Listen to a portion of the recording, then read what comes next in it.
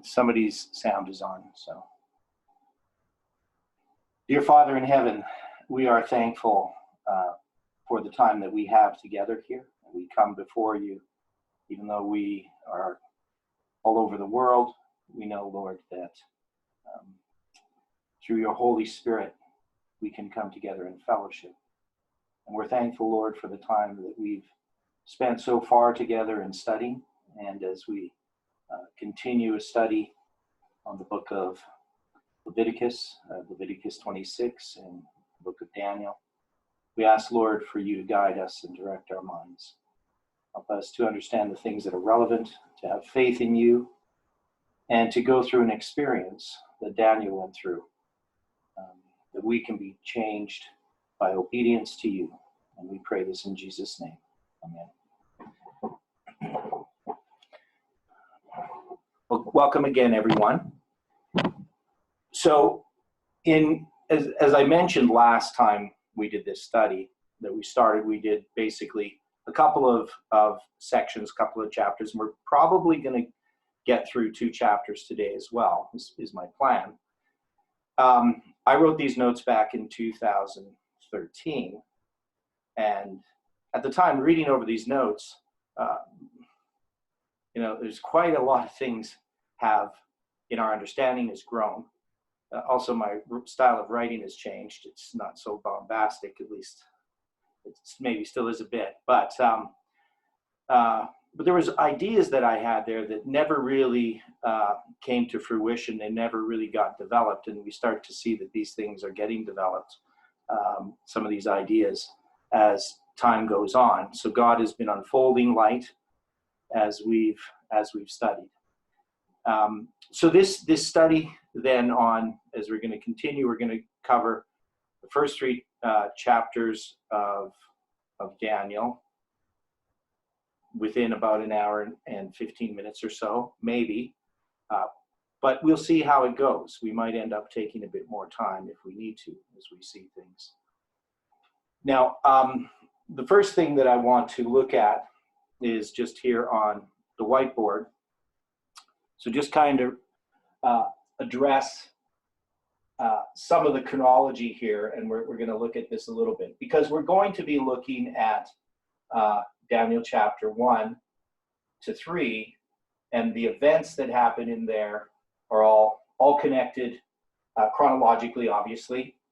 Now, we know that in 609, this is when Josiah dies, and Josiah dies 2 years later. So when Josiah dies, this is the year that Babylon begins to reign over the nations. Assyria falls, and Babylon rises in October of 609.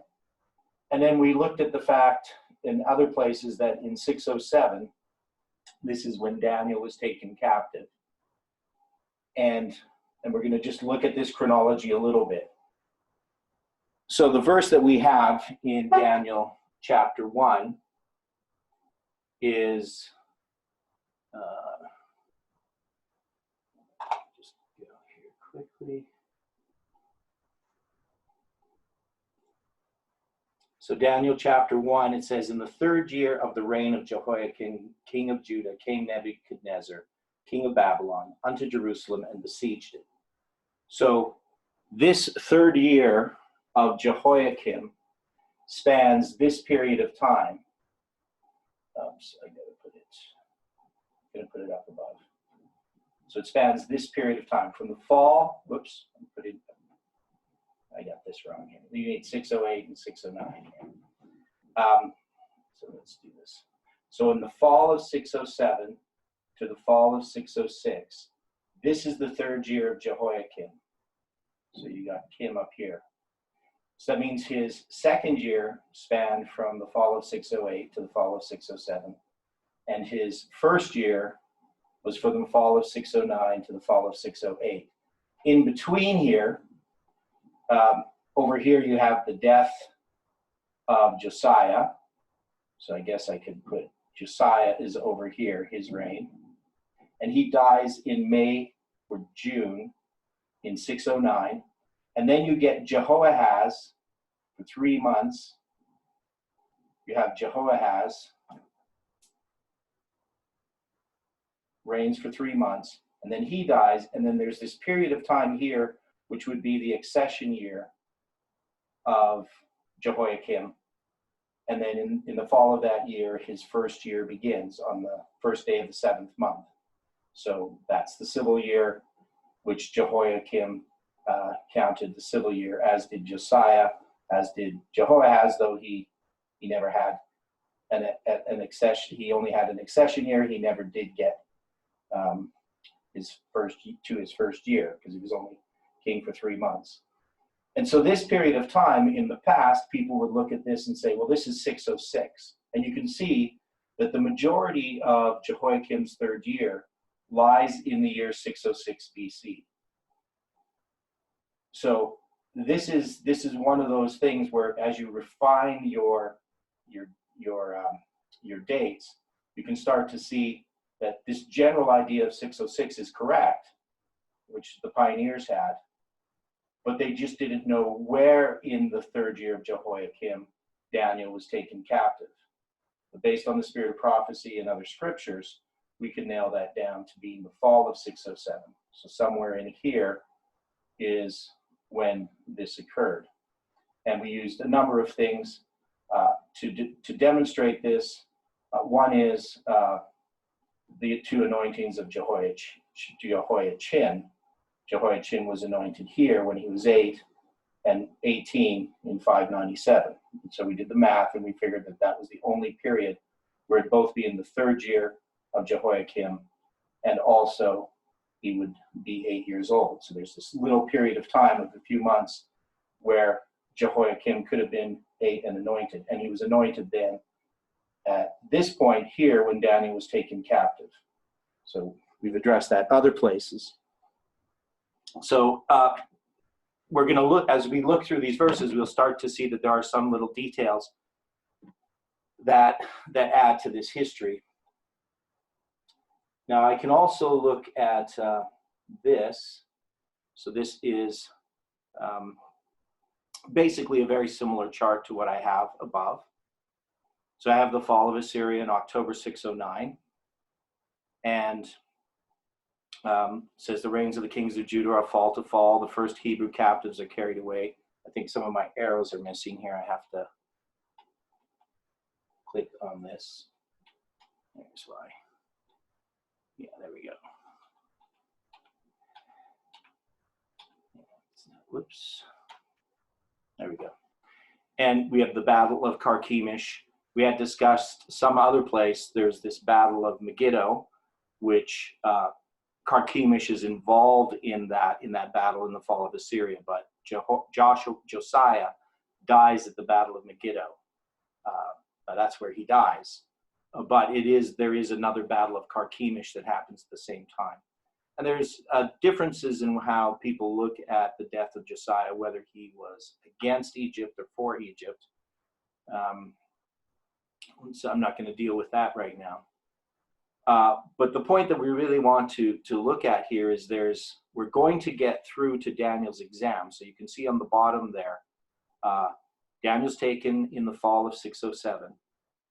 You're going to have the vessels removed from the temple, which doesn't happen at that time. It happens about 6 months later. And these vessels are going to be returned to the temple at the end of the 70 years or at least returned to Jerusalem, when the Israelites leave Babylon under Cyrus's decree and return to Jerusalem. And then we can see that Nabopolassar dies in 605 in the late summer, and that Nebuchadnezzar, that's his accession year, but is also referred to as his first year, and that he actually has his first full year in the spring of 604. So there's some little details here that are we're going to address more fully, especially as we get to Daniel's exam and to try to figure out the span of time from when Daniel was taken captive. I don't think the arrow is in the right place here. So when I made this chart, I don't think I understood everything fully.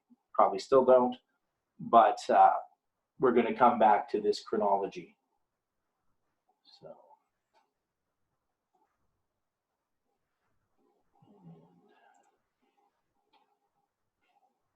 So let's look at the notes here. I'll bring the notes back up.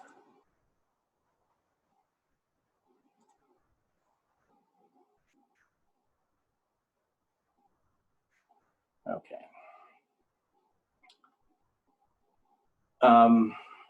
So we have the origin of kingship and kingdoms begins with the old Babylonian and Assyrian Empire. So back when I was looking at this in Daniel chapter 1, I'm comparing this to Leviticus 26, verse 28, or verse 18 to 20, and this would be the first 7 times. And so the first 7 times is I will break the pride of their power. So maybe I should even bring up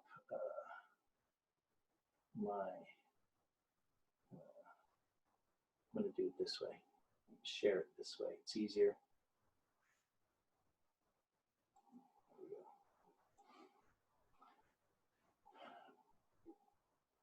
And the reason why I bring that up is it says in verse 2, and the Lord gave Jehoiakim, king of Judah, into his hand with part of the vessels of the house of God, which he carried into the land of Shinar, to the house of his God, and he brought the vessels into the treasure house of his God. So we have Babylon here referred to as the land of Shinar. Does anybody know what the land of Shinar is and why it's brought up here in this context in Daniel chapter 1? Anybody have any ideas on it? First, where is Shinar? Why is it called Shinar? It's the place where the Tower of Babel was built. Okay, so the Tower of Babel was built there. And if we look at my notes there, I actually have a quote from A.T. Jones.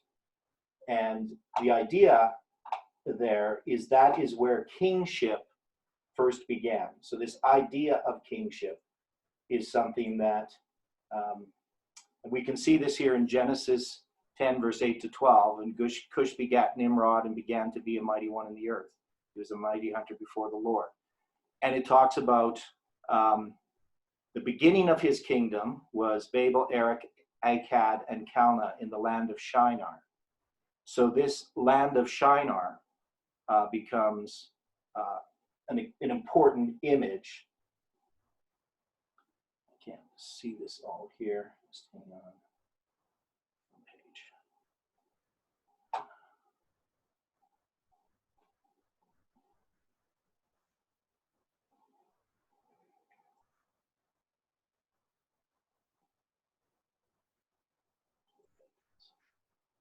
That's a little bit better. Okay.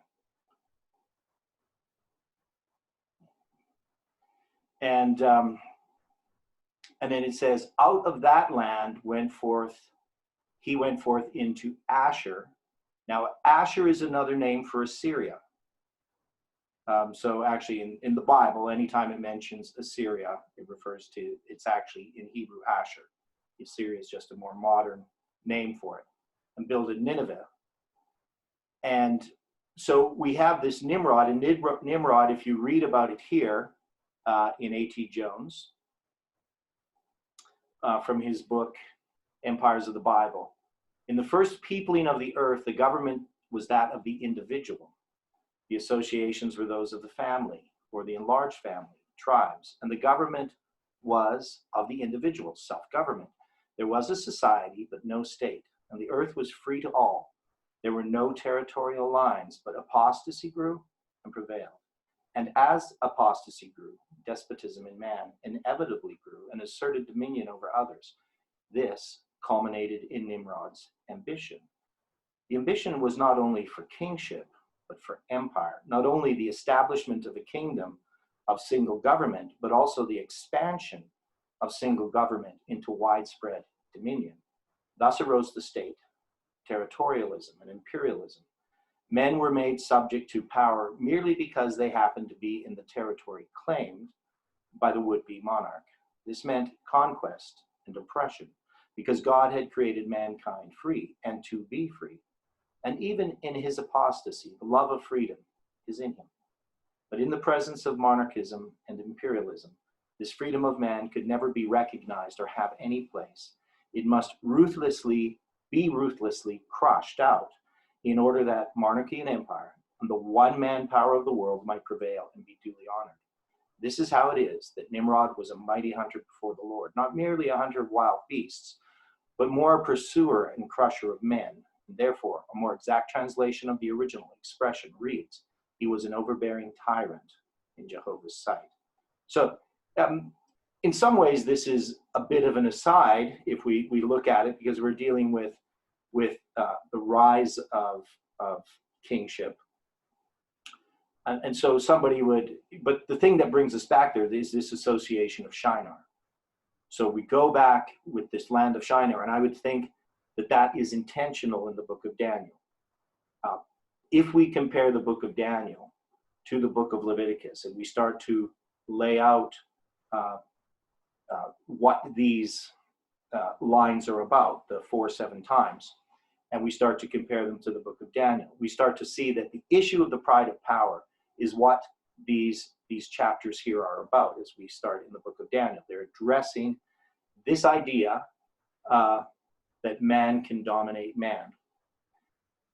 And that's the problem with kingship, because God's original plan was self-government, as A.T. Jones says, but even under a theocracy where God was our king, man was not to oppress man, not to be overbearing. And so when the Jews asked for a king, and they got King Saul, Samuel warned them of what would happen. And that was the natural result of human nature, that the king would not be able to control himself. He would not be like God. He would be like man. So that's what happened. And I think that's the reason. I may be not being really, really clear here. But when I see that land of Shinar, and I know that this is paralleling the pride of the power, the first of the 7 times is the pride of the power. And that began with the taking of Manasseh captive in 677. So that's the first 7 times. Daniel's captivity is the second 7 times. But when we look at the book of Daniel, the first 3 chapters are really dealing with kingship. And we come to see Nebuchadnezzar. We come to see his power. We come to see, in chapter 2, his dream and what God is trying to tell him. So as we go through the book of Daniel, we will see these connections with the themes that are in Leviticus 26. And that's the main point there. So as we say, as we notice, that it's in the 3rd year of the reign of Jehoiakim that this happens. So we're going to come back to some of these ideas, some of this chronology here. But right now we're going to move ahead and look at some of these other verses. So the first part that we have to deal with is, so let's go back to the verse 4 of chapter 1. And it says, children in whom was no blemish, but well favored and skillful in all wisdom and cunning and in knowledge. So these are the certain of the, I should read verse 3. And the king spake unto Ashpenaz, the master of his eunuchs, that he should bring certain of the children of Israel, and of the king's seed, and of the princes, children in whom was no blemish, but well favored and skillful in all wisdom and cunning and in knowledge, and understanding science, and such as had ability in them to stand in the king's palace, and whom they might teach the learning in the tongue of the Chaldeans. So we are going to have some children that are going to be brought,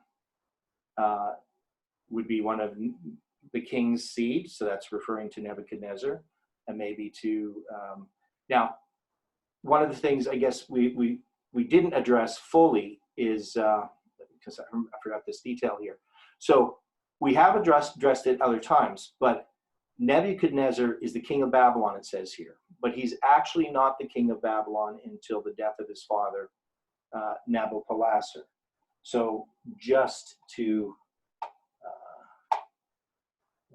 do this again, I'm going to backtrack. Sorry about that, but this is kind of important. So when we go back to this chart that we had here, we can see that Daniel was taken captive in the fall of 607. But Nebuchadnezzar doesn't become king, and he doesn't have his accession year until 605 when his dad dies. But then also his first full year is going to start in the spring of 604. So when the book of Daniel refers to to Nebuchadnezzar as King Nebuchadnezzar, that's one of the objections people have to putting it early in Nebuchadnezzar's reign. And as we go through this story, we're going to see that it's clearly, we cannot place this as late as people want to make it, based upon what the verses tell us themselves. And so we're going to see that having to do with how long they're in school and their exam when it occurs. So this is one of those things that if you were going to argue that Daniel was taken captive after Nebuchadnezzar became king, you have a chronological problem or a contradiction that really can't be resolved by believing that. So you would have to change that view. So he has these children that are being brought, and some of them are the king's sons. So this would be basically, they might be cousins. It's hard to say who they are. They could be related to Nabopolassar because he's still actually the king. Nebuchadnezzar at this time is the crown prince, and he's going to be bringing certain of the children of Israel, so some of the children of Israel that he has taken captive, king seed, and of the princes. So it says that these people had to have no blemish, so they had to some way test them initially to see if they're intelligent, and then the king appointed them a daily provision of the king's meat and of the wine which he drank, so nourishing them how long? So this is the part of the key here. When we look at this and we start to look at the chronology, it's going to say 3 years. So there's going to be 3 years that go by before they experience their test. And so there's a little bit of a problem that you're going to run into, and we're going to look at that. Obviously, I'm always interested in the chronological details, but this is an important story, which I haven't brought up in other places, to show that definitely it could not have been in 605 or 604 that Daniel was taken captive, if you believe the scriptures. Now, of course, we know the story here, and there are some symbols that happen in this story, and I need to actually make this larger so it's easier to read. There we go. That's probably better for people who have a smaller device. So we can see here in this story, which we're all familiar with, that they obviously don't want to be defiled by the king's meat. And then and so they ask here in verse 12, prove thy servant, I beseech thee, 10 days, and let them give us pulse to eat and water to drink. And then let our countenances be looked upon before thee, and the countenance of the children that eat of the portion of the king's meat. And as thou seest, deal with thy servants. So he consented unto them in this matter, and proved them 10 days. So 10 days becomes a symbol of a test. And at the end of 10 days, their countenances appeared fairer and fatter in flesh than all the children which did eat the portion of the king's meat. And thus Melzar took away the portion of their meat and wine that they should drink, and gave them pulse. And as for these 4 children, God gave them knowledge and skill in learning and wisdom, and Daniel had understanding and visions of dreams. And at the end of the 10 days, or at the end of the days, not the 10 days, but at the end of the days, that the king had said he should bring them in, then the prince and the eunuchs brought them in before Nebuchadnezzar. And he communed with them, and among them all was found none like unto Daniel, Hananiah, Mishael, and Azariah. Therefore stood they before the king. And in all matters of wisdom and understanding that the king inquired of them, he found them 10 times better than all the magicians and astrologers that were in his realm. So we're going to go back to looking at this on the whiteboard.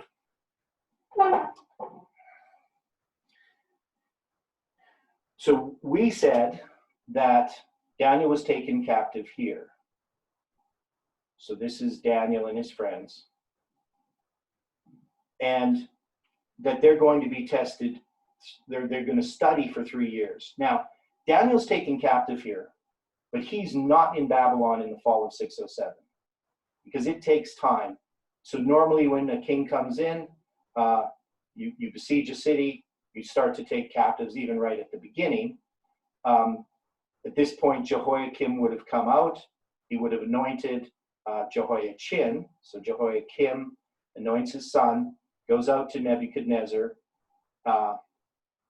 tries to make a deal with him, and in this case it works. So he's going to provide him with materials. Now, it could be that Daniel is carried away at this time. So some of the army would then go back to Babylon.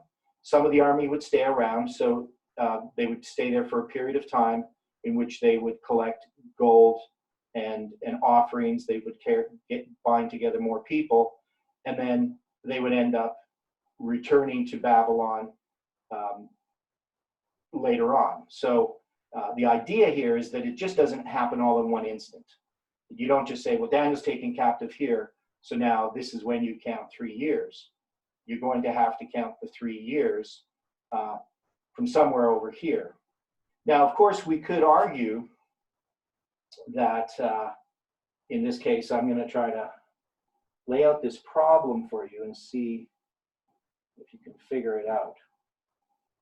So first, in the typical story, we know that Nabopolassar dies over here. So this is, in this year from spring to spring, this is the accession year of Nebuchadnezzar. And that, so in the late summer here, his dad dies. During the Battle of Carchemish, his dad is back home. Now Nebuchadnezzar takes a shortcut to go gain the throne. He, instead of going up north and then coming back down along the river, he ends up going straight across the desert, right straight across the desert to secure his throne when he receives news that his dad has died. So Nebuchadnezzar is going to be back in Babylon here at the transition here between 605 and 604. Now there is a record of him coming back to Palestine, not to Jerusalem specifically, but to the Levant, in 604. So at the beginning of, in the what we would call late winter. So at the beginning of our year, January, February, and then he comes back. But where he goes specifically, they don't say. Now it would be in the spring then that he becomes king. So here he becomes king. This is where he has his ceremony, the Akitu festival, on the first day of the first month. And this begins his first year. But his accession year can be counted as part of his first year. So in just in a colloquial sense, I mean, obviously it's not the first year, but sometimes they will just call this the first year that a king reigns. And then you would, of course, have the second year following that. Now, if Daniel is taken captive here, and he arrives here, we would have 1, 2, 3 years would end here. So 3 years would end in the second year of Nebuchadnezzar, right? So this would be the end of 3 years. And so this is one way to look at it. And we're going to see the problem here that really arises if you don't pay attention to the details. Now, we don't know exactly when Daniel gets back. We don't know exactly when his 10-day test occurs. It could be quite early here in 606. It could be a little bit later. But it takes time to go from Jerusalem to Babylon. And depending on whether he's with a larger group or a smaller group, smaller groups can move more quickly. But of course, military groups can move a little quicker if they don't have as much people with them, right? So that's part of the issue that's here. Now, when it talks about 3 years, of course, 3 years can be an inclusive reckoning. It could mean a year and a half, technically. So it could mean that. And that is a possibility. So somebody might try to shorten this period up and say, really it was just 1 year that they studied. But it seems to indicate from the language here that this is a period of study of 3 years. That it's not just a short period of time. The idea here is there's a long period of time in which they're going to be studying. So I hope that helps a little bit as we go back to this.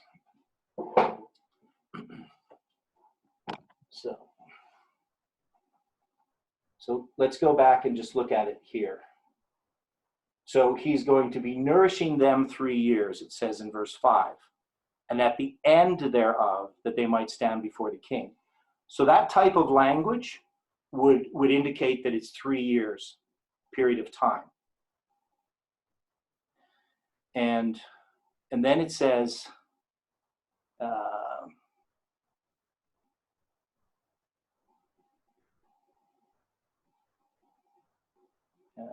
see if I can find this.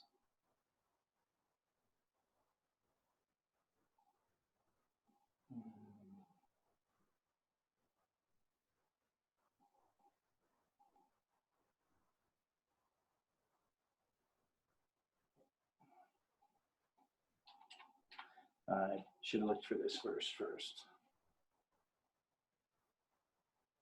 And we're going to find this later. I know it's in one of these chapters as we get through it. Okay. Yes. So we have the situation. Daniel is now passed his test, right, at the end of Daniel chapter 1. And so now we just go to Daniel chapter 2. So it's pretty straightforward, actually. So Daniel chapter 2 follows Daniel chapter 1. And in Daniel chapter 2, we can see that Daniel is no longer a student. And we'll see that as we go through this section. We're just first going to look at the chronological details, and then we will go through the vision of Daniel 2 in relationship to Leviticus 26. So it says, and in the 2nd year of the reign of Nebuchadnezzar dreamed dreams wherewith his spirit was troubled, and his sleep brake from him. So this is the important detail. If we're going to say that it's in his 2nd year that this happened, it definitely can't be in his 1st year. Now, some people would argue that this would be in... So let's look at it this way. If his 2nd year is 603, and Daniel was taken captive here, and he studied for 3 years, he would not have become a wise man, be involved in this decree that's going to come about to kill all the wise men in Babylon if he's just a student. So, and I hope I'm making that clear. I hope people can see the problem. That if you believe Daniel was taken captive here, and that he had to study for 3 years, the 2nd year, whether you made this the 2nd year or this the 2nd year, because some people say, well, this is his 1st year and they're counting it different. That actually makes it worse, because basically you're making his 2nd year occur just right after Daniel's taken captive. Why would Daniel be part of this decree? So you can see that this fits very well with Daniel being taken captive here. So the end of 3 years would be in here. Now, it is very possible that Daniel is actually, that the ceremony that they have for Daniel and his friends occurs right here.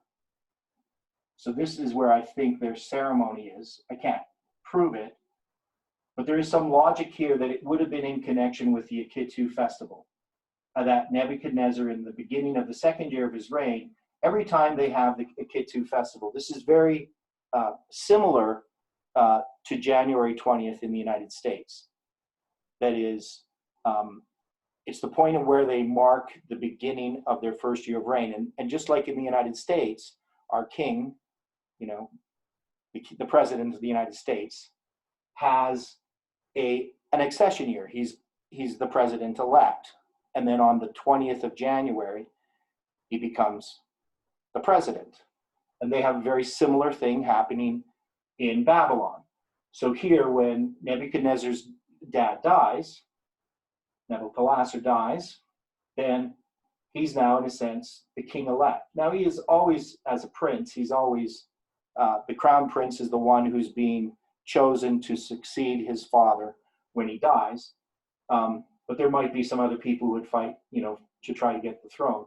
So he becomes here, and actually in the Babylonian Chronicles, it records the Akitu festival here, and basically tells us that this is where Nebuchadnezzar becomes the king. So this is where he's crowned as king. And this would have been a celebration here of the anniversary of him being crowned, right?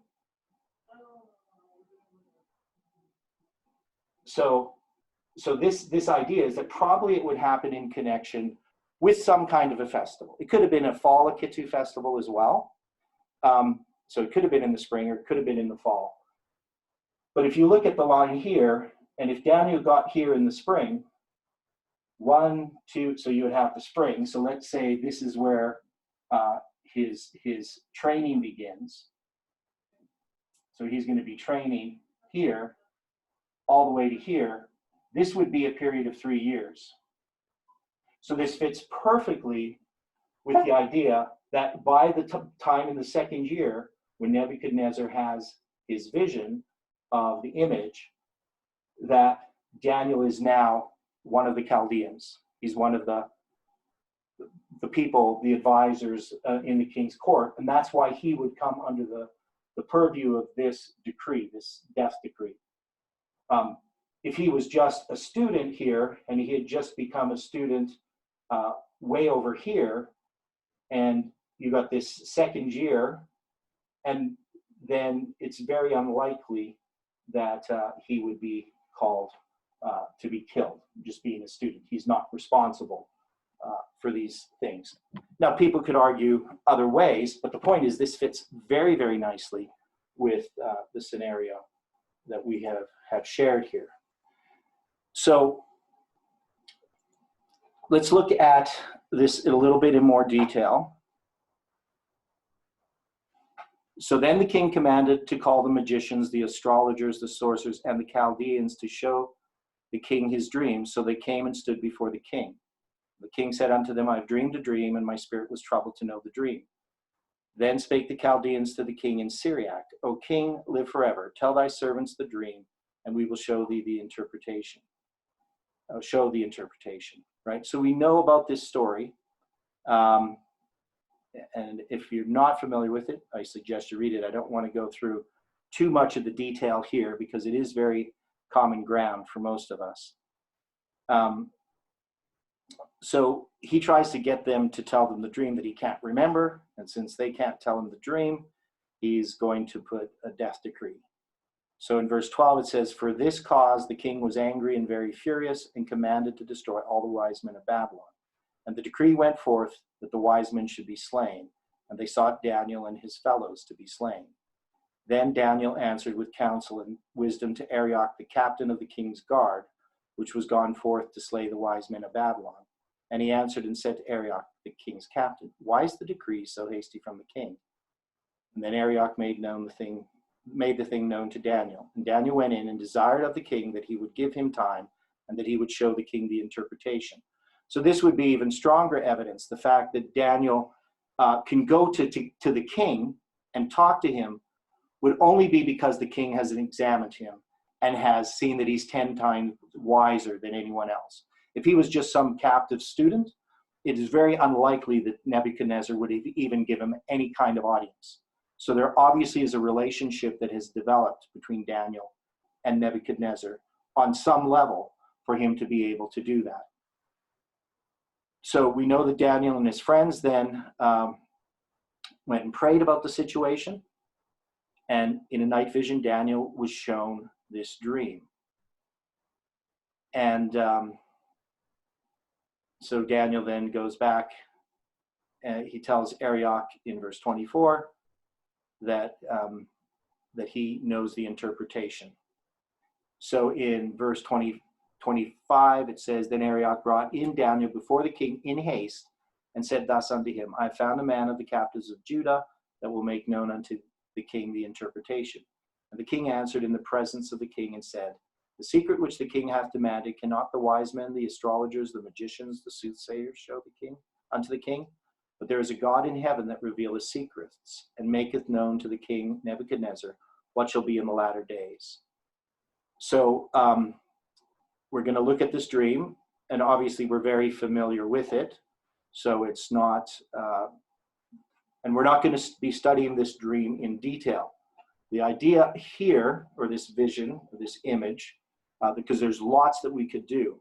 But the main point that we want to look at is in the context of Leviticus 26. So this is where we're going to start to address this. Now, I'm going to read this over because there are some details that I do want to bring out. Thou, O king, sawest, and behold a great image, the great image whose brightness was excellent, stood before thee. And the form thereof was terrible. And the image's head was of fine gold, his breast and his arms of silver, his belly and his thighs of brass, his legs of iron, his feet part of iron and part of clay. Thou sawest till that a stone was cut out without hands, which smote the image upon his feet that were of iron and clay, and brake them to pieces. Then was the iron, the clay, the brass, the silver, the gold, broken to pieces together, and became like a chaff of the summer threshing floors. And the wind carried them away, that no place was found for them. And the stone that smote the image became a great mountain, and filled the whole earth. This is the dream, and we will tell the interpretation thereof before the king. Thou, O king, art a king of kings. For the God of heaven hath given thee a kingdom, power, strength, and glory. So I'm going to go back to the whiteboard for a minute and address this image. So obviously, I mean, I could just show you this here. I'm not going to do a great drawing or anything. And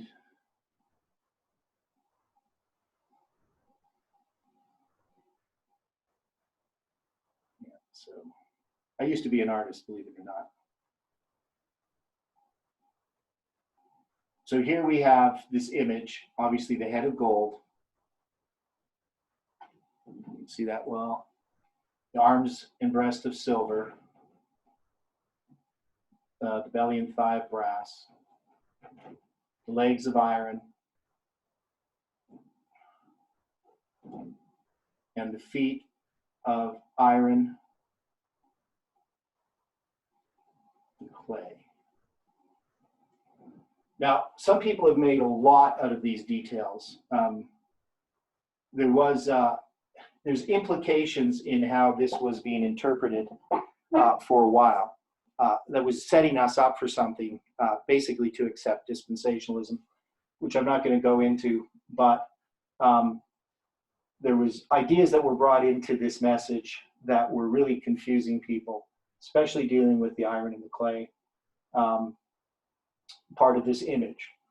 But the way that I would look at this image, just from a prophetic level, is that God is giving more and more detail as we go through time.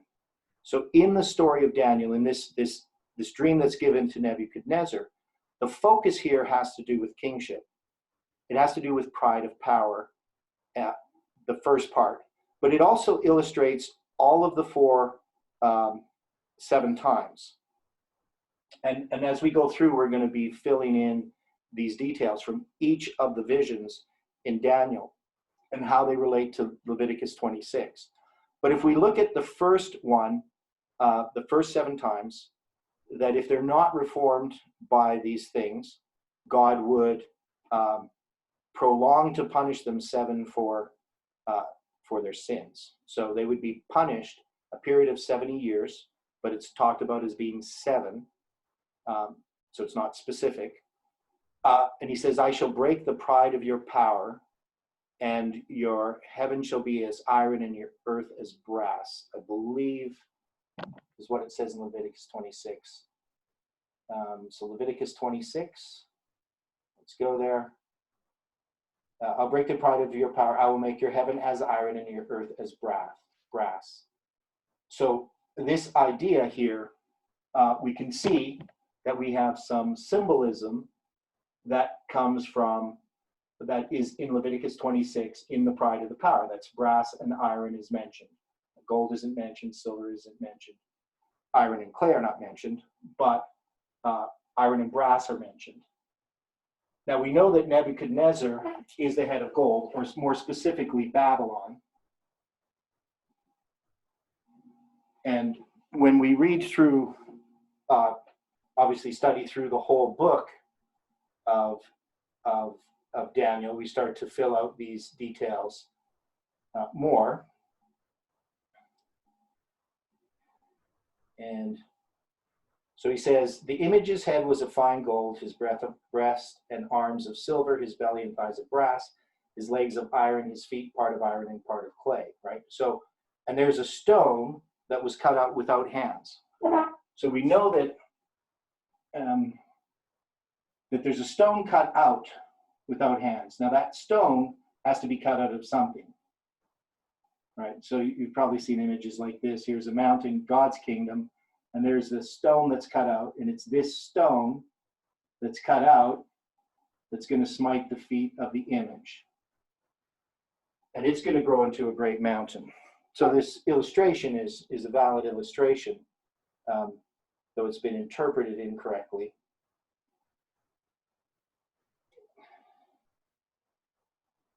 So it says here in verse 37, and I'll bring this back up so you can see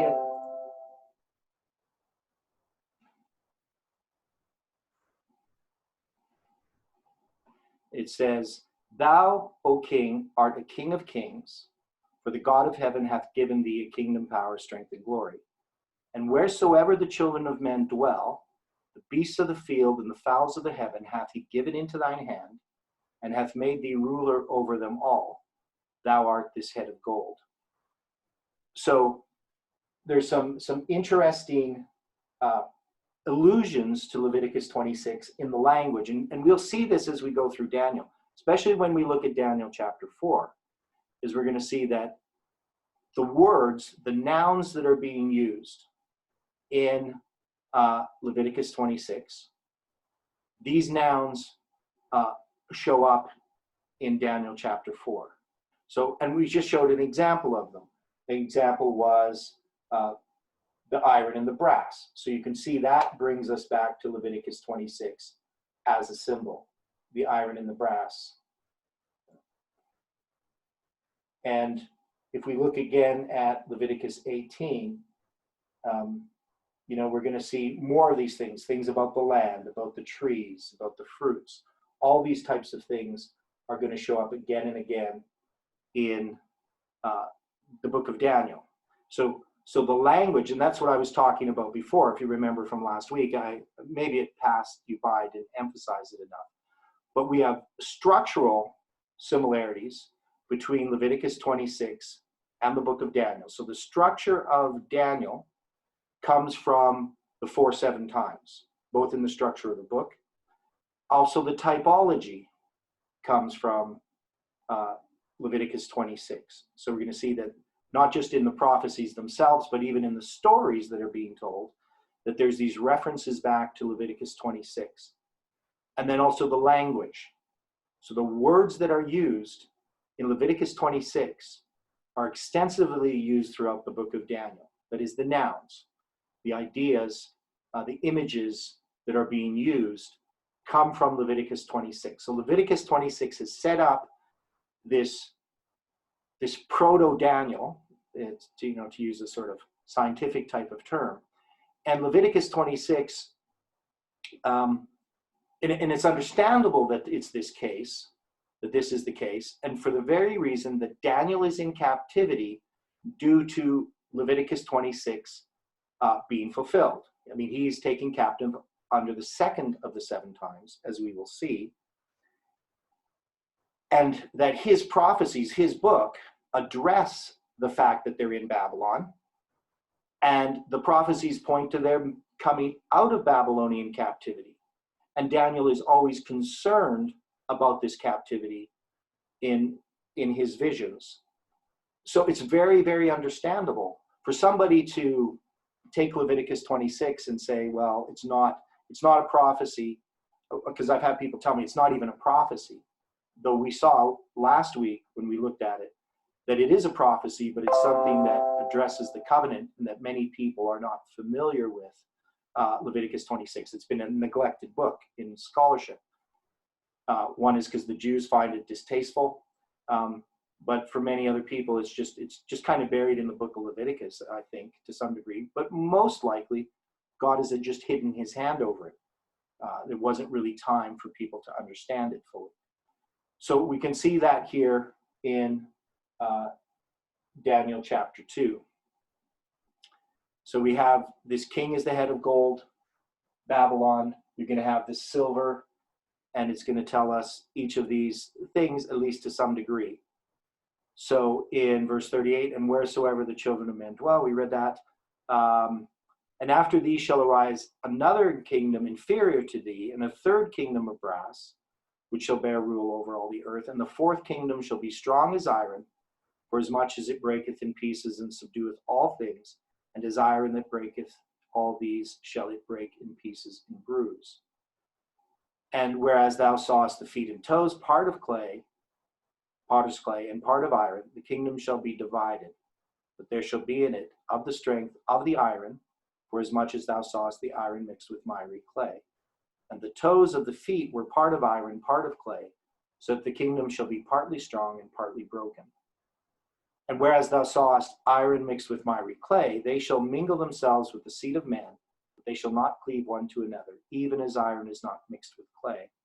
And in the days of these kings shall the God of heaven set up a kingdom which shall never be destroyed, and the kingdom shall not be left to other people, but it shall break in pieces and consume all these kingdoms, and it shall stand forever. So when we look at this and the Millerites' understanding of this vision, I don't think there's lots that we can do to question how they understood it, because it's very straightforward. You know, you have these different kingdoms. The iron is a symbol of Rome. Now the iron and clay. Now I've seen people argue all kinds of different things about this. Now, one is people think that this necessarily has to be continually chronological. Here we have two different legs. Well, this would be Babylon, Rome pagan and Rome papal. Now, some people don't like that idea because they just say, well, first you have pagan Rome and then you have papal Rome. But pagan and papal Rome are both Rome, right? There is actually only 4 worldwide kingdoms: Babylon, Media, Persia, Greece, and Rome, as far as we look at it in that way. Rome is the final kingdom. Rome begins before the time of Christ, and Rome continues to the end in just a very, fuzzy way of looking at it. But Rome continues, and we know that the Roman Empire is divided. And so the divisions of the Roman Empire, it maintains some of the strength of the iron, but we have this clay, and this clay has to do with the thing that causes the empire to be divided. So,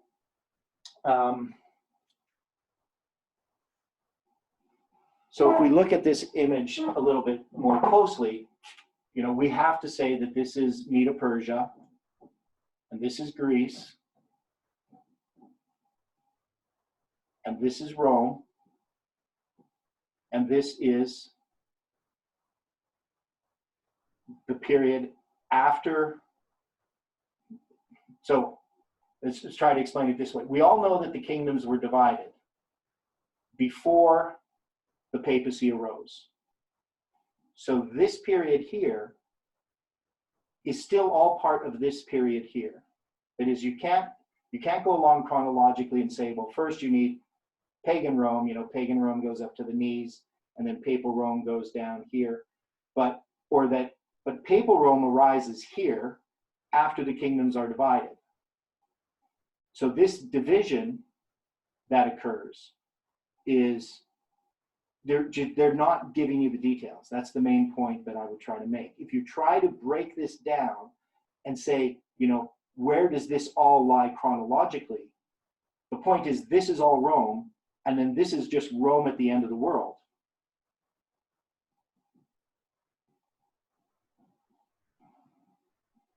And Rome at the end of the world comprises a large period of time.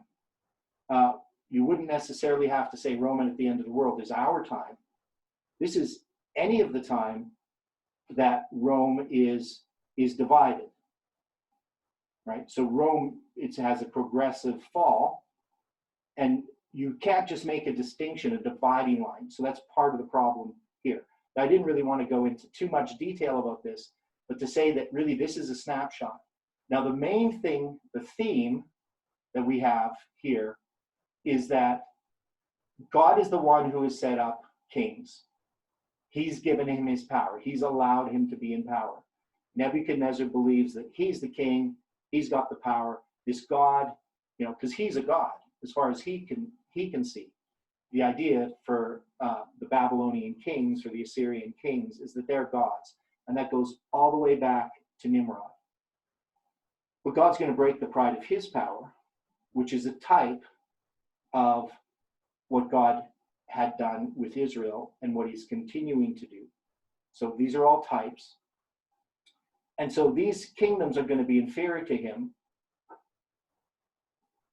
And in Nebuchadnezzar's mind, that could be a good thing. But he also doesn't want to see his kingdom end. So he doesn't want to see his kingdom being taken over by others. So sure, he's the head of gold, but that's not going to satisfy him. He wants the whole image to be gold.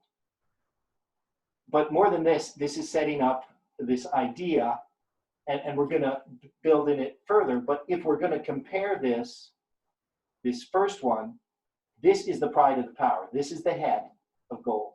And the pride of the power is the first of the 7 times. So we're going to come back to this as we start looking through each of these other histories.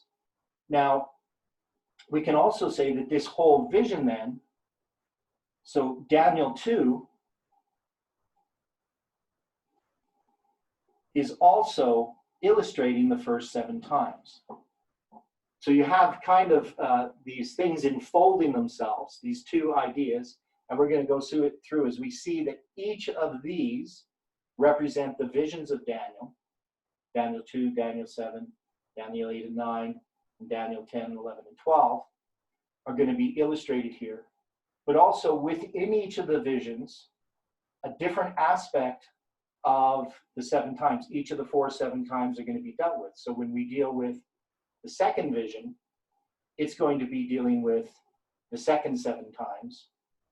But it's going to be dealing with, it's still going to have within it images that parallel the 7 times themselves. I hope that sort of makes sense.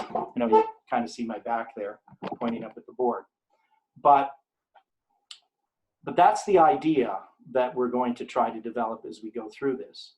So I hope people can see what I'm talking about there, that it's not, that we can try to read too much into these visions, because God later gives us details about the end, about Rome, pagan and papal Rome.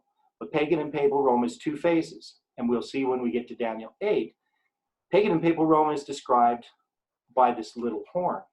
So in both its phases, one image represents it. And so we can see that here, that this is all Rome. And that's the point there. And that to try to say, where are we? Are we in the toes or whatever? To me is a kind of a futile effort, because those details aren't given us in this vision.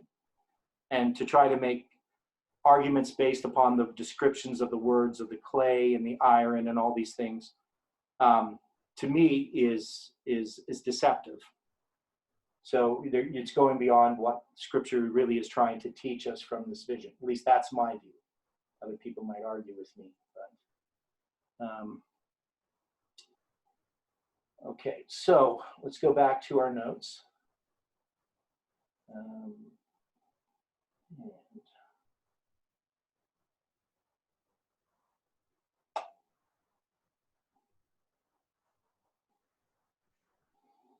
So we had this, we kind of skipped a bunch of things in the notes. We went through them because I was definitely trying to move ahead a bit.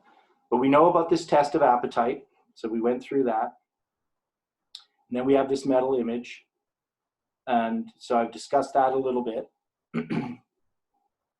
Obviously it's on the 1843 and 1850 charts, so we just touched on that. And we're going to next go into the gold image itself. So before we get into that, I'll just read what I wrote here. Nebuchadnezzar's recognition of the God of heaven after Daniel interprets his dream is only partial. The erection of an image made entirely of gold is an act of defiance against the God whose power he had previously extolled. The image on the plains of Dura and the fiery test that Daniel's 3 companions must endure is a type of the Sunday law test. A counterfeit to the Sunday law is a counterfeit to what God has declared is urged upon us. So the Sunday law is a test, and it's a counterfeit of what God has declared. So it's urged upon us. In the light of Leviticus 26, we will also see that the remedy to the captivity we will see that the remedy, I somehow wrote a bad sentence there, is the remedy to the captivity is another example of the test that God's people must endure to reform them from their previous sins. So this test is important, and we're going to look at it. Now, I deal here with this idea that I sort of put it maybe in the wrong place, but we're going to see that there's this 3-1 combination that occurs. And we're going to see it, we see it in Leviticus 26 in the 4 7 times. That is, the first 7 times is dealing with the kingship. The second 7 times is dealing with the people, so the captivity. The third 7 times is dealing with the city and the sanctuary. And the fourth 7 times combines all those. So in the fourth, all the first 3 are combined. And we will see this also as we look through the visions of Daniel, that we will see that each of these visions are building upon each other. But in the final vision, all of those elements that have been presented in the first 3 visions in sort of a symbolic way are in a much more literal way. Not that they're literal, but they're easier to match to literal history in Daniel chapter 11. So we can go through Daniel chapter 11, and we can see that these images or these ideas of the sanctuary, right, of the kingship, and ideas of the captivity, the land, and these battles that go on, they're all tied together in that final vision. So I want to keep moving ahead and to get to there, but this idea of a 3-1 combination in the 4 7 times, with the fourth repeating many of the elements of the first 3 and establishing a point of no return by its fulfillment. So we're going to go to chapter 3 and read this, so I don't really have much in my notes about it. So we know that Daniel, at the end of chapter 2, he's promoted.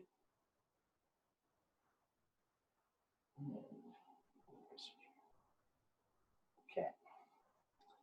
Right, so Nebuchadnezzar fell upon his face and worshipped Daniel, and commanded that they should offer an oblation and sweet odors unto him. The king answered unto Daniel and said, Of a truth it is, that your God is a God of gods and a Lord of kings, and a revealer of secrets, seeing you couldst reveal this secret. And then the king made Daniel a great man, gave him many great gifts, and made him ruler over the whole province of Babylon, and chief of the governors over all the wise men of Babylon. Right. So Daniel requested of the king that he set Shadrach, Meshach, and Abednego over the affairs of the province of Babylon, but Daniel sat at the gate of the king. So we can see that, that turns out pretty good for Daniel in chapter 2. But Nebuchadnezzar doesn't hold to his view. He still has this pride of power. So we're familiar with this story as well. Nebuchadnezzar the king made an image of gold whose height was 70 cubits and the breadth thereof 6 cubits. He set it up in the plain of Dura in the province of Babylon. And Nebuchadnezzar the king sent to gather together the princes, the governors, the captains, the judges, and all this repetitious sort of language of all these different people that are going to come. And when they hear the music, they're going to bow down and worship, fall down and worship the golden image that Nebuchadnezzar the king has set up. And if they don't fall down and worship, they will be cast into the midst of a burning fiery furnace. And so, it's a very repetitious language here in Daniel chapter 3, as it is in some of Daniel. Now, this part is also still written in Chaldean, because he began to speak in Chaldean. And so we still have, which is Syriac or Aramaic, which is in Hebrew. And so there are some things that are interesting about that I'll bring up. So, wherefore at that time, certain Chaldeans came near and accused the Jews. They spake, this is verse 8 and 9. They spake and said to the king Nebuchadnezzar, O king, live forever. Thou, O king, hast made a decree that every man that shall hear all this music shall fall down and worship, but if they don't, they'll be cast into the fiery furnace. And there are certain Jews whom thou hast set over the affairs of the province of Babylon, Shadrach, Meshach, and Abednego. These men, O king, have not regarded thee. They serve not thy gods, nor worship the golden image which thou hast set up. And Nebuchadnezzar, in his rage and fury, commanded to bring Shadrach, Meshach, and Abednego. And they brought these men before the king. And then he questions them, and they say, yeah, it doesn't matter what you're going to do. We're not going to bow down and worship your image because we worship God. And they don't care really what happens to them. So in verse 19, then was Nebuchadnezzar full of fury, and the form of his visage was changed against Shadrach, Meshach, and Abednego. So obviously he liked these young men, but their response to him got him really angry. And he commanded they should heat the furnace. Now it has this expression, 7 times more. So we've seen this expression, and I want to address this a little bit more in detail.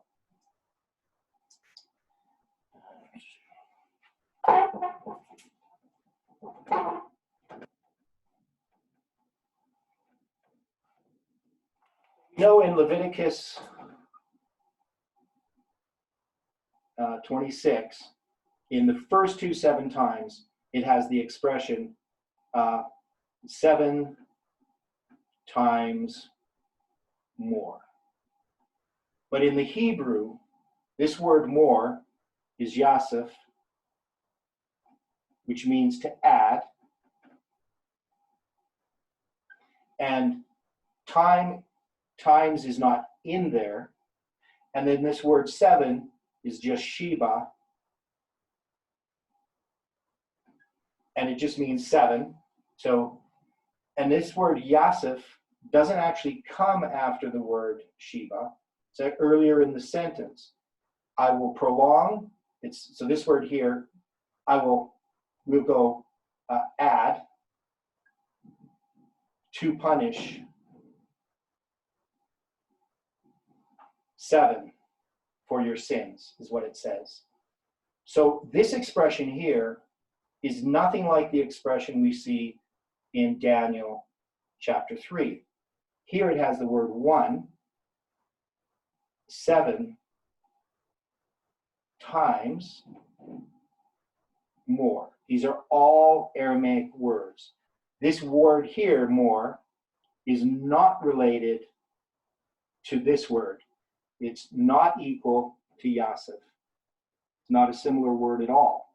Now, in English, we have this one word more that actually means lots of things. Would you like to have some more, more food, right? And that would mean like the word yasef. Now, we have a hard time sometimes distinguishing how we use words because we just see them as the same word. Now we can use the word more as I'm going to hurt you more. Now the idea of more is, is a comparative in this sense. What we're comparing is one type of hurt to another type of hurt. We're not really adding, right? I'm going to hurt you more than he hurt you, right? So in that sense, we're making a comparison between two different things, but yet they're very similar in some ways. And so we have this one word, but it has different shades of usage.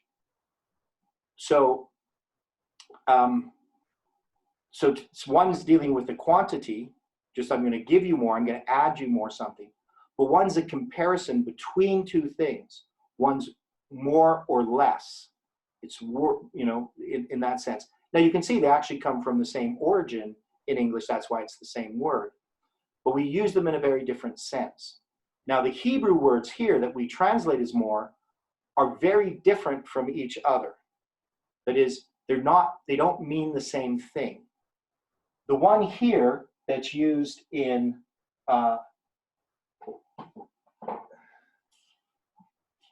this one here, 1 7 times more, this word here is a comparison. Where this one here, it means to add. It's a quantity. Now also we have here 1 7. So notice they put this, they don't just say 7 times more, 1 7. What they're saying in their language, in Aramaic, is that we're taking 1 and 7 times more than 1, that's how much the furnace is going to be heated, right? So it's a comparison, and there's some similarities in how we do that, but this 1 7 times more is not this idea of 7 times. Now, some people try to compare this to this, but this is not the same. So it's not just an intensity. Here we would say, well, this is an intensity. We're going to make the fire hotter, right? It's more intense. And so they will take this as an example to try to say that in Leviticus 26, this is an intensity. Now, we also know that this word more, which means to add, only occurs in the first 2 7 times. And so if you want to use this word more to actually make this intensity, even if you try to use this type of meaning of the word, it wouldn't happen in the third and fourth. And the third uses the word yet 7 times, and the fourth doesn't use anything to qualify it. I will punish you 7 for your sins.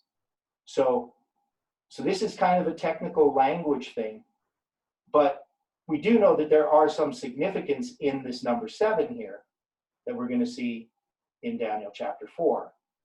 But you can't compare this expression as we go to Daniel chapter 4. We'll see again that's another type of expression that still has the word 7 times. And so sometimes in English, we can compare something that's been translated from another language, and they can look similar. And we can make a comparison, say, well, they must mean the same type of idea. But actually, in those languages, they're very different ideas. And that's the thing that people need to take account of, is that we're not dealing with, we're dealing with the translation.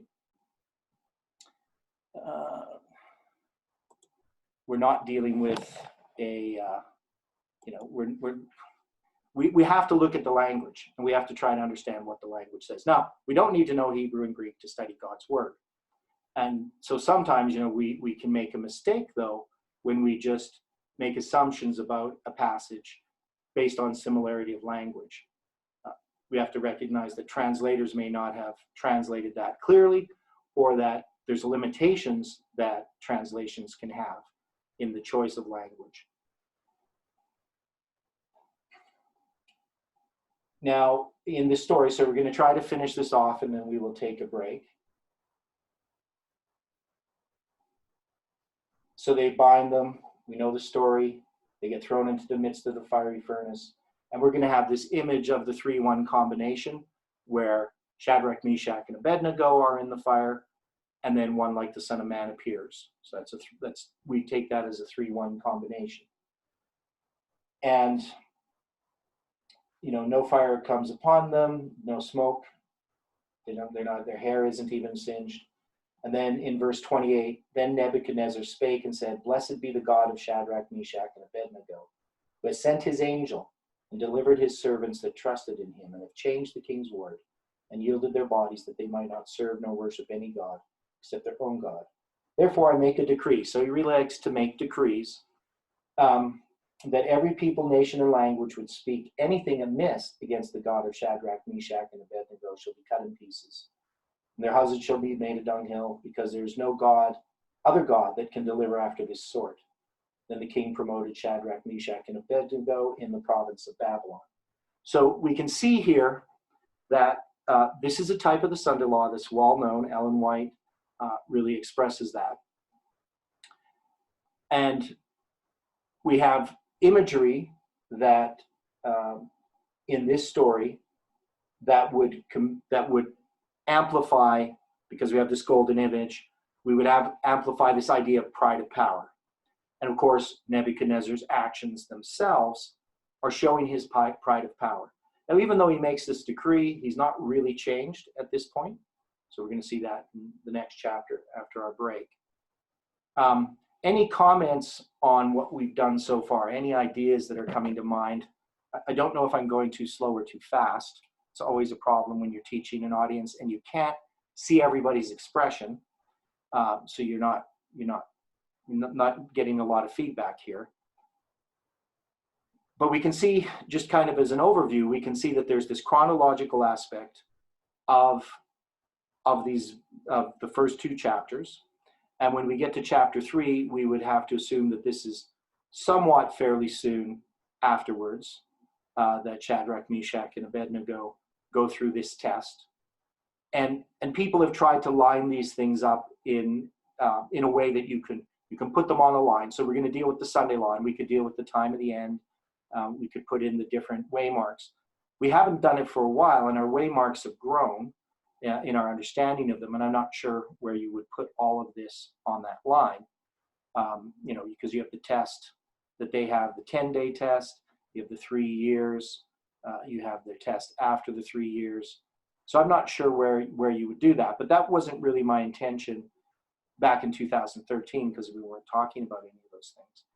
But the idea here, again, was just to show that these 3 chapters, and actually the first 5 chapters, are all addressing this aspect of pride of power. They're all expressing the first 7 times.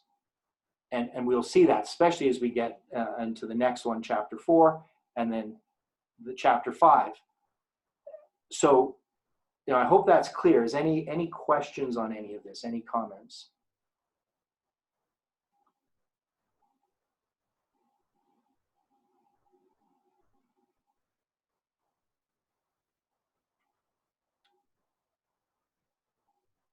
Nobody has any comments? So it's all clear? I'm enjoying listening. Okay. Keep it up. Okay, well, thanks. That's Brian. Hey. Last, I can tell it's you, Brian. You're doing great, Theodore. Okay, thank you. Yeah, so, but you can see there's so much detail here that we could address, and we could end up chasing bunny trails. And probably if we were actually in a classroom, we would do that, because people would start, commenting, and then we would start going in some different directions. Now, people have made, recognition about the dimensions of the statue itself. Stephen, do you remember the dimensions of the statue? If he's on here still? Yeah, he is. Do you remember the dimensions and how they apply? Yes, it's the same as it's 1,080 Right, and that's what inches. 1,080 inches, and that's the height? It's also the same length as the tabernacle. Yeah, and we know that this is the number of divisions of the Hebrew hour, or the Hebrew day is divided into 180 of these, or 1,080, I think, the Hebrew hour. The Hebrew day is divided into, so this is about 3 1/3 seconds, 3 1/3 seconds equals 1 division. So they divide their hour. They don't have minutes per se. They just have these things. They have, in an hour, they have 1,080 of these. And then in a day, these 3 1/3 second divisions, they have this many in a day. These are very significant numbers. This number shows up in Acts 27 when you measure the 15 fathoms and the 20 fathoms. You get the 15 fathoms equal 1,080 inches, and the 20 fathoms equal 1,440 inches, and together they equal 2,520 inches. But this number here, I always see as a relationship to the 2,520. Now, Stephen, any other thoughts on that measurement? I've seen it quite a few times.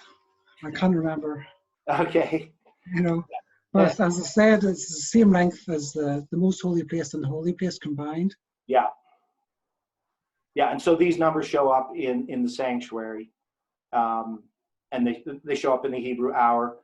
They show up in all kinds of ways when I've been dealing with numbers. I keep running into this number over and over again.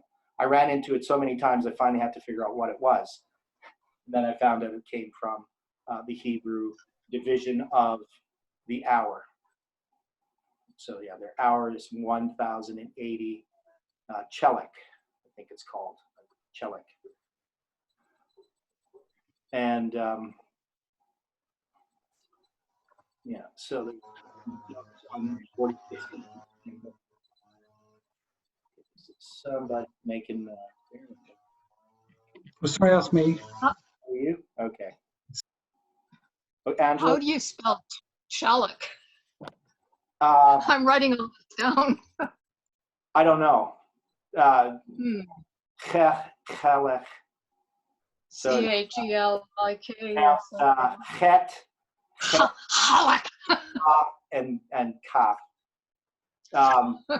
Find it. So you find all different spellings in English. People trying to transliterate it into English. Yeah, I know. I used to have a bunch of Jewish friends, and it was always fun to at them. Chalkim. There's 1,080 halakim in an hour. Halakim in an hour. Okay. That's all I know. So yeah, I think you can spell it CHELAK. I think I've seen it spelled that way. Some people just spell it with a C. But anyway, I think that's the word, if I remember correctly, is how it's spelled. Okay, I could be wrong. I sometimes get words mixed up. Now we're gonna take a bit of a break, and we're gonna come back and look at chapter 4 and 5. And of course, we should be very familiar with them. But again, I'm putting things in the context of Leviticus 26. There's lots of other details I'm not going to be addressing in this study. But yeah, we'll come back. And after that, when we come back, we'll have a short little prayer again. And right now, it's we'll come back in 5 minutes, so past. And people can take a bit of a break, but I'll still be here. I'm just going to go grab a drink of water. So when I do that, I'll pause the recording. So I'll make sure I unpause it. Zoom the recording. Anybody have a question that they would like to ask? I know there's a chat here. Daniel 2 verse 46 reminds me of Isaiah 60 verse 1 to 3, 10 and 14, and Revelation 19:10 and 28:8. Heathen rulers recognize the giftedness of God's servants, bowing to them, at least figuratively. The prophets fall on their faces before a greater envoy from heaven. The fact that it is verse 46 in Daniel 2 signifies the beginning of a greater ministry and a greater respect for Daniel by Nebuchadnezzar. God's spiritual kingdom was already being rebuilt amid the idolatry of Babylon. So the 46 dealing with the number of the temple. So yeah, and the thing about symbolic numbers, I mean, numbers exist all through the Bible, obviously in the verses. And just a comment about numbers in how people look at them. One is, we do a lot of analysis. So we have lines and we have structure. And structure gives us grit that makes the numbers have significance. For instance, I was dealing with the Mayan calendar, and I can look at if I look on the Mayan calendar, we're in the 13th. I know this is not part of Daniel, but we're in the 13th Baktun, and Baktuns are periods of 144,000 days, and they start on the Julian calendar, September 6th, 3114 BC, on the Gregorian, August 11th, 3113 BC. Still the same. 3113 is, I think that, no, never mind. Yeah, it's still the same year. It's still the same date. It's just expressed differently. If I looked at 3113 BC on the Julian calendar, I think I got that right the way I expressed it, it would be a different date. It would actually be 340 days later. Anyway, the point that I'm making is we can look at these numbers like the 13th Baktun, and that has symbolism. But it only has meaning in the sense that we're in the context of these events. So if we didn't have this structure, that wouldn't really mean anything. I could say, oh, we're in the 13th Baktun of the Mayan calendar. But we actually have all these connections in these other symbolic dates, but we already have the waymarks that the Mayan calendar relates to. So the thing about numbers, we can just say, well, every verse in the Bible, I'm going to look at verse 46, and I think it says something about the temple. Well, that's not true. So if we have a context in which relates to something, then that number can have significance. And somebody else made a chat comment. Do we still teach that the two legs of the statue one is pagan Rome and the other papal Rome? Yes, we do. So one's pagan Rome, one's papal Rome. But some people have argued against that view. But it's Rome pagan and Rome papal, just like we're going to see when we get to Daniel chapter 8, that the little horn is pagan and papal. One image, but it represents two things. And so the legs are of iron. They represent Rome. Iron is, yeah. So Stephen has the comment here dealing with halakam. 1080 halakam equals 1 hour. And halakam is spelled H-A-L. So they use the H, but it's actually chet. So in Hebrew, it's halakim. But some people will call it chelik, right? Because they take that guttural thing and put it as a CH, like cherubim is actually cherubim, che. So anyway. Yeah, I know. Yeah. So the other thing is this 1 hour is 3.333 seconds, a helic. And it's interesting because the Hebrew hour is not really that long. That's how long it is on average, because the Hebrew hour is based on the 12 hours of the day. In the winter, you're going to have a shorter day. In the summer, you're going to have a longer day. And so the length of that division of the hour changes. Your hours are longer or shorter depending on the time of the year, which is a little bit confusing. We have a standardized second that's the same no matter what time of year it is. But in the Hebrew calendar, that wasn't the case. So it's actually really, they're marking divisions of the movement of the sun in the sky. And so that's going to vary at different times of the year. But this number 33333 is really interesting, and even 3 1/3 is just another way to express it. And it keeps showing up again and again. And I'm not sure what all these things mean, but it's interesting. So anyway, we're going to pray, and then we're going to resume our study again. So let's kneel. Dear Father in heaven, we ask again that your Holy Spirit can be here as we look very briefly at Daniel 4 and 5, chapters that we could spend a lot more time on. But we know, Lord, that there's things here that we need to see, and we ask that you can direct our minds and help us to see the things that are needful. Help us in our relationship with you to grow in faith and courage and in obedience. Help us to be a light, and not just to be overwhelmed by your glory, as was Nebuchadnezzar, where we acknowledge it with our lips. Help us, Lord, to live it out in our lives. And we pray that we can be converted, just as Nebuchadnezzar was, and that we will not be like Belshazzar. And we pray this in Jesus' name. Amen.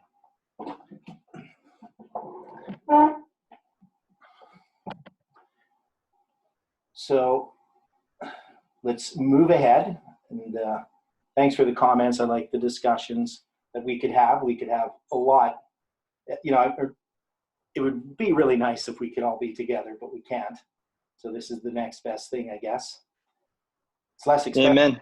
Less expensive than, you know, us flying and meeting together. But so the Daniel chapter 4, somebody mentioned in one of the other studies that the Jehovah's Witnesses have a 25-20. And they actually get theirs from Daniel chapter 4. They don't really use Leviticus 26. And I've had discussions with Jehovah's Witnesses recently about it.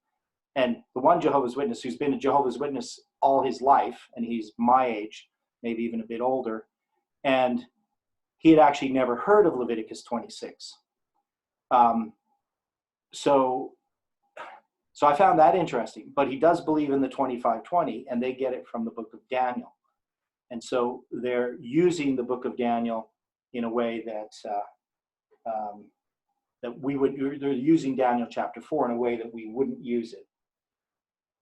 So I'm going to share the screen again. And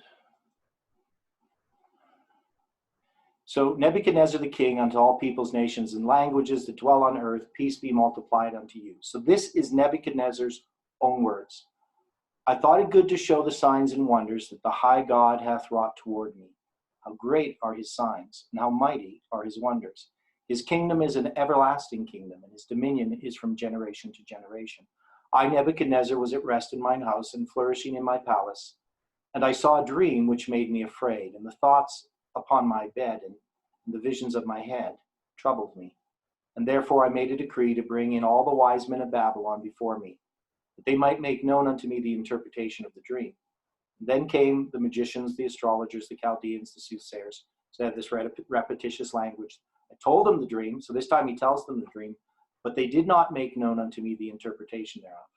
But at the last Daniel came in before me, whose name was Belteshazzar, according to the name of my God, and in whom is the spirit of the holy gods. And before him I told the dream, saying, O Belteshazzar, master of the magicians, because I know that the spirit of the holy gods is in thee, and no secret troubleth thee, tell me the visions of my dream that I have seen, and the interpretation thereof. Thus were the visions of my head upon my bed, and I saw and behold a tree in the midst of the earth, and the height thereof was great. And the tree grew and was strong, and the height thereof reached unto heaven, and the sight thereof to the end of the earth. And the leaves thereof were fair, and the fruit thereof much. And in it was meat for all. The beasts of the field had shadow under it, and the fowls of the heaven dwelt in the boughs thereof, and all flesh was fed of it. And I saw in the visions of my head upon my bed, and behold, a watcher and an holy one come down from heaven. And he cried aloud and said thus, Hew down the tree and cut off his branches. Shake off its leaves, and scatter his fruit. Let the beasts get away from under it, and the fowls from his branches.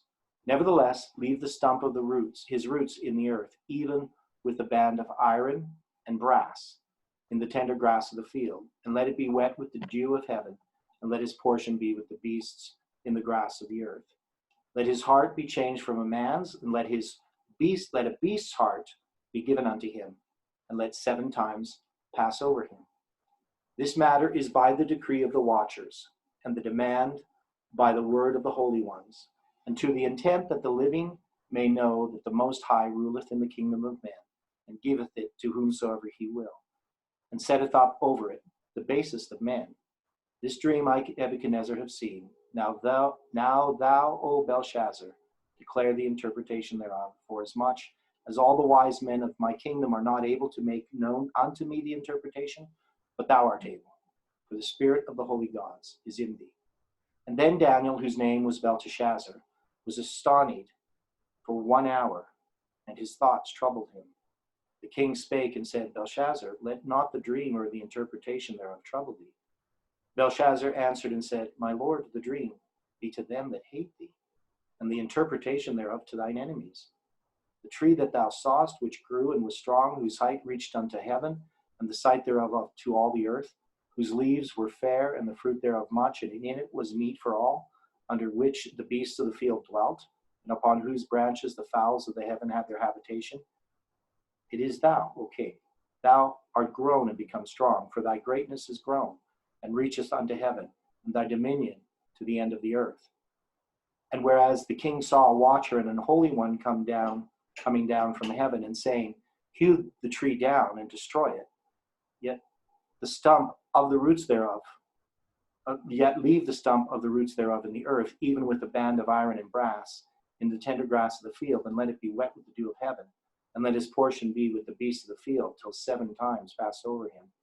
This is the interpretation, O king, and this is the decree of the Most High, which is come upon the Lord, the king. They shall drive thee from men, and thy dwelling shall be with the beasts of the field. And they shall make thee to eat grass as oxen, and they shall wet thee with the dew of heaven. And 7 times shall pass over thee, till thou know that the Most High ruleth in the kingdom of men, and giveth it to whomsoever he will. And whereas thou commanded to leave the stump of the tree, whereas they commanded to leave the stump of the tree roots, thy kingdom shall be sure unto thee. After that thou shalt have known that the heavens do rule. Therefore, O king, let my counsel be acceptable unto thee, and break off thy sins by righteousness, and thine iniquities by showing mercy to the poor, if it may be a lengthening of thy tranquility. All this came upon the king Nebuchadnezzar. And at the end of 12 months, he walked in the palace of the kingdom of Babylon.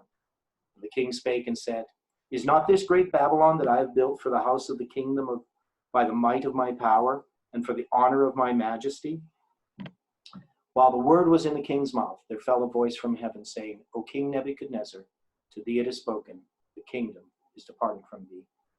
And they shall drive thee from men, and thy dwelling shall be with the beasts of the field, and they shall make thee to eat grass as oxen, and 7 times shall pass over thee, until thou know that the Most High ruleth in the kingdom of men, and giveth it to whomsoever he will. In the same hour was the thing fulfilled upon Nebuchadnezzar, and he was driven from men, and did eat grass as oxen, and his body was wet with the dew of heaven, till his hairs were grown like eagle's feathers, and his nails like birds' claws.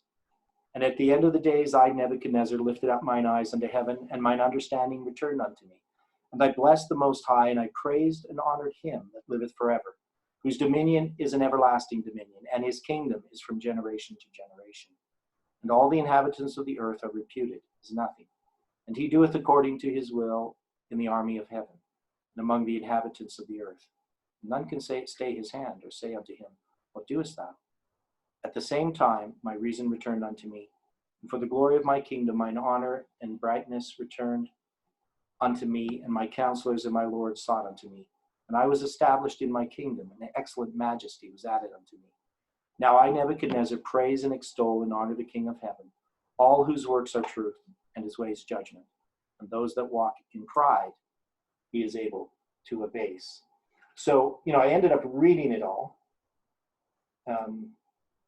It's a very powerful chapter. And when we look at the notes here, we can see, obviously, the pride of the power is the thing that's broken, right? So we know the first 7 times is the breaking of the pride of power. And it can be broken in 2 different ways. It can be broken where the person himself is broken and his heart is open to God and he receives a conversion, or it could be broken in such a way that that person is killed. His pride is destroyed. He's destroyed along with his pride. So God can break a person down, or he can destroy a person. But it's the same methods that's used. It's the response of the person that changes what will happen to him, not really God's action. So I'm just going to read what I wrote here, a little bit of it. Nebuchadnezzar, at this point of his experience, had witnessed the Lord's working through Daniel in revealing his dream and its meaning. He had witnessed the deliverance of Daniel's 3 friends in the fiery furnace, but had still remained unconverted. He describes the events that led him to becoming a true follower of Jehovah in his own words, right? So he describes his own words there. He then goes on to describe a dream that is surprisingly similar in language to Leviticus 26, 3 to 22. And we're going to look at that. We're going to compare these 2 chapters, and we're going to see the language that's being used there. He experienced 7 literal years of judgment. Some try to expand this prophecy as a day for a year, like the Jehovah's Witnesses do, but we do not see how this is possible. This judgment came upon Nebuchadnezzar and cannot in any way apply to the Jews or God's people in the last days. So we do believe, though, it relates to the 25:20 in the fact of how it connects with Leviticus 26. So, we're not saying that it has no connection, but we can't say that we could get a direct prophecy from this. And if you were going to use this as a time prophecy, the question is, where would you start it? So with the Jehovah's Witnesses, they start with the destruction of Jerusalem when Daniel is not when Daniel is taken captive, but in 586 BC. They move that to 607, and then they count their 20 years from there. But there would be nothing that would indicate that that's what you would apply this 7 times as being 20 years.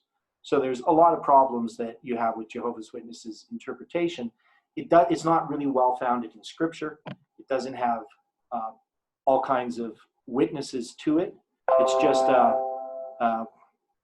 fanciful interpretation. And I see a lot of those types of things within Christianity. You will see the 25:20 used by evangelicals. Messianic Jews use it. And normally what they do is they take some event in Jewish history and they count in some way 20 years to some event in modern Judaism. So maybe the 7 Days War, or when the Jews became a nation in 1945,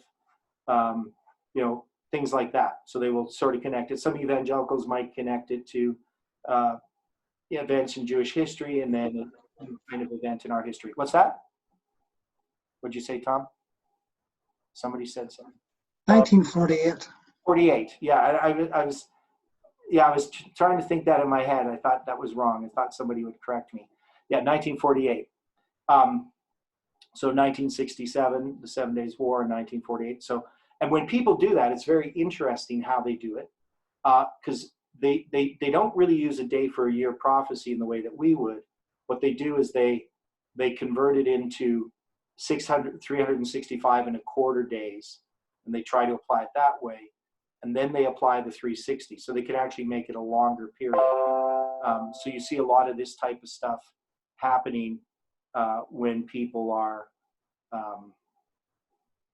interpreting. They have to stretch things quite a bit. But also there's nothing structural that connects these events in the past. And there isn't all these witnesses to that. So I don't know why I get all these notifications. So. Hang on a sec.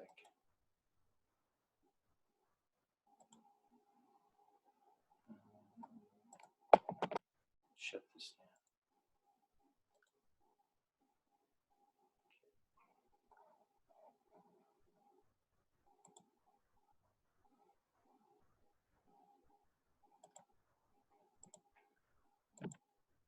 There we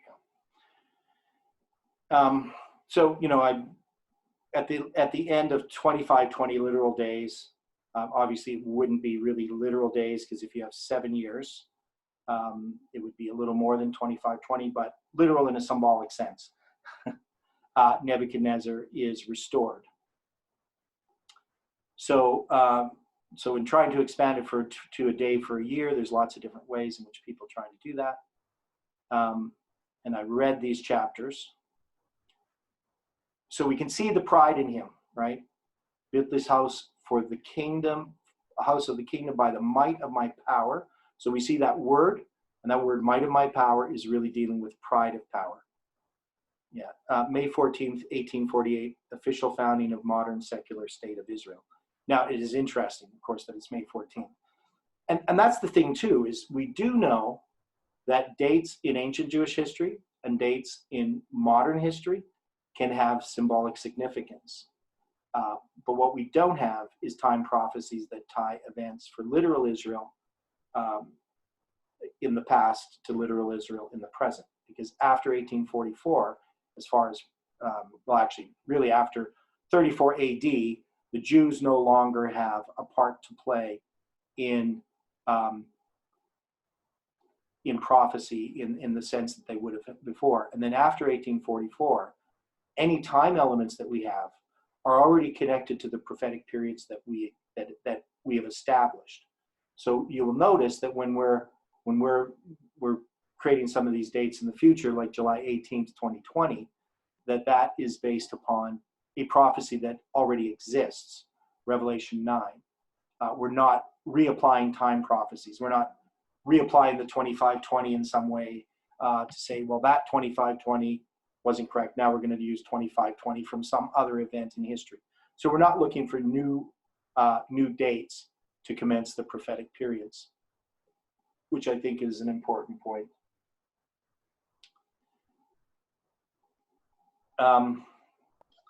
Yeah, it's a very important point, Theodore. I agree with you. Okay, thanks. Yeah, it's a big thing because I see people, even in this message, trying to do things, set dates, and not recognizing how to do that. Now, this next part is a comparison between Leviticus 26 and Daniel 4. And I first did this in 2012. Kelly Ross, some of you may know him. He was being under pressure back then because he was studying the 2520. And I don't think he had accepted it yet. He hadn't studied enough of it. But the pastors were putting some pressure on him. And so I went to Kelly's place to visit him down in Calgary and had a study. Peter Plum was there. And we went through Leviticus 26 and Daniel 4, and we looked at the words in common. So we had my whiteboard, brought it down there, and we just started writing on the whiteboard. And this is a good study you can do with people. One is it's very interactive. So you just go through, you maybe have one person start reading, and in Leviticus 26, another one reading in Daniel chapter 4, and you try to find out how many words that are in Leviticus 26 are also in Daniel chapter 4. So it's, it could be like one of those party games you have, that type of thing. It's quite enjoyable to do if you do it the right way. And it's nice to do that with God's word. You would obviously do it in a sanctified way. But to find these puzzles, it's a good study with young people if you're doing school with them, to do these types of things with scripture, to find out how many things. Just don't do it competitively. So in Leviticus 26, and I just have this list here. So 7 times is mentioned 4 times. And in Daniel 4, 7 times is mentioned 4 times. So we have that similarity between these two chapters. Now, we also have pride of your power mentioned. And we have a few statements in Daniel 4, but when he says, is not this great Babylon that I have built for the house of the kingdom by the might of my power and for the honor of my majesty, is definitely the might of my power, is the pride of my power. That's what's being talked about there. Heaven is iron and earth is brass. So we have this band of iron and brass. So remember, we had iron and brass also in Daniel chapter 2. And this band of iron and brass also exists or iron and brass exists in Daniel 4. And in the tender grass of the field, let them be wet with the dew of heaven, and let the portions be with the beasts in the grass of the earth. So I put that in there because that's part of your heaven is iron and your earth is brass. So you can also see heaven and earth there, right? So when your heaven is iron, so you can see iron and heaven are together, and brass and earth are together. They're paired together. I don't see, they should have maybe amplified that in some way, maybe bolded them. But hopefully you can see that.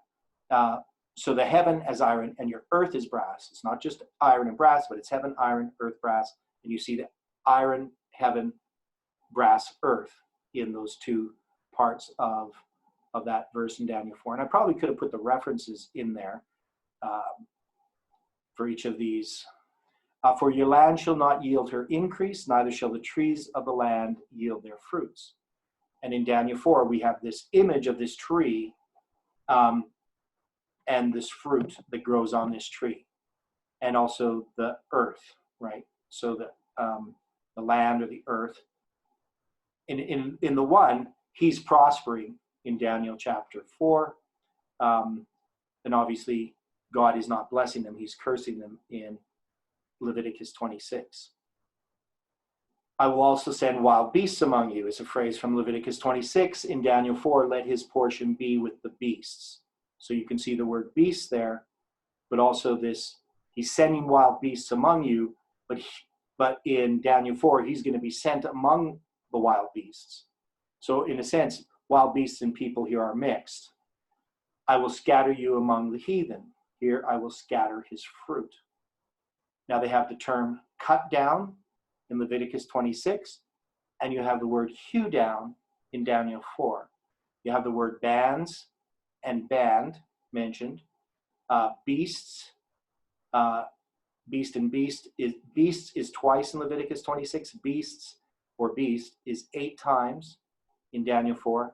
Brass is mentioned once, brass twice in Daniel 4, earth once in Leviticus 26, though land is mentioned as well. And earth 8 times in Daniel 4. Enemy or enemies are mentioned 6 times in Leviticus 26, once in Daniel 4. Field is also mentioned and 4 times in Daniel 4. Fruit, fruitful, and fruits 3 times in each of them, though it's always fruit in Daniel 4.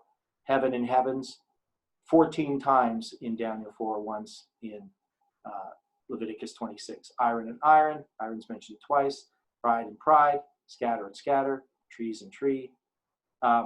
So it's pretty obvious that and there's probably more, because this was not from the whiteboard that I did, and we probably found a few more things. But we can see that there's these allusions through the words themselves, through the vocabulary, that allow you to see that Daniel 4 is relating to Leviticus 26. And I don't see how somebody could not accept that. I don't see how anybody could argue against it. There's definitely a relationship between these two. Now, the fact that Daniel 4 is referring to 7 times as being periods of years would also argue that there is a time element in Leviticus 26. So if you're trying to argue that Leviticus 26 has nothing to do with time, you would have a hard time explaining that when you compare it to Daniel chapter 4. And you may remember that earlier in the study, we did a similar chart where we compared Deuteronomy 28 and Leviticus 26. And you can do much the same thing with Deuteronomy 28, but you're going to see it's quite different. Deuteronomy 28 doesn't use a lot of the same language that Leviticus 26 does, even though there's sister chapters. I mean, there's some similarities in some of the language. But you see actually a much greater parallel language-wise, maybe not theme-wise, but language-wise, between these 2 chapters than you do see between Leviticus 26 and Deuteronomy 28. So if somebody's going to argue, well, everybody's pretty much going to accept that these 2 things are related, Leviticus 26 and Deuteronomy 28, based upon the things that we see in common, it seems to me a really hard thing to argue that Leviticus 26 and Daniel 4 have all these things in common, but they're not related, right? Now, we then also are setting ourselves up as we're going to move into Daniel chapter 5. And in Daniel chapter 5, we're going to see the 25-20 as well. So I'm going to switch, though, before we go there, and just kind of draw this out. Maybe this might be helpful.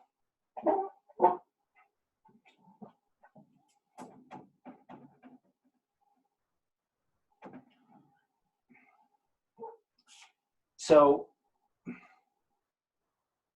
if you're going to take Nebuchadnezzar's, and I just want to look a little bit at the chronology here. So here you have 7 times, and that 7 times is a 2520.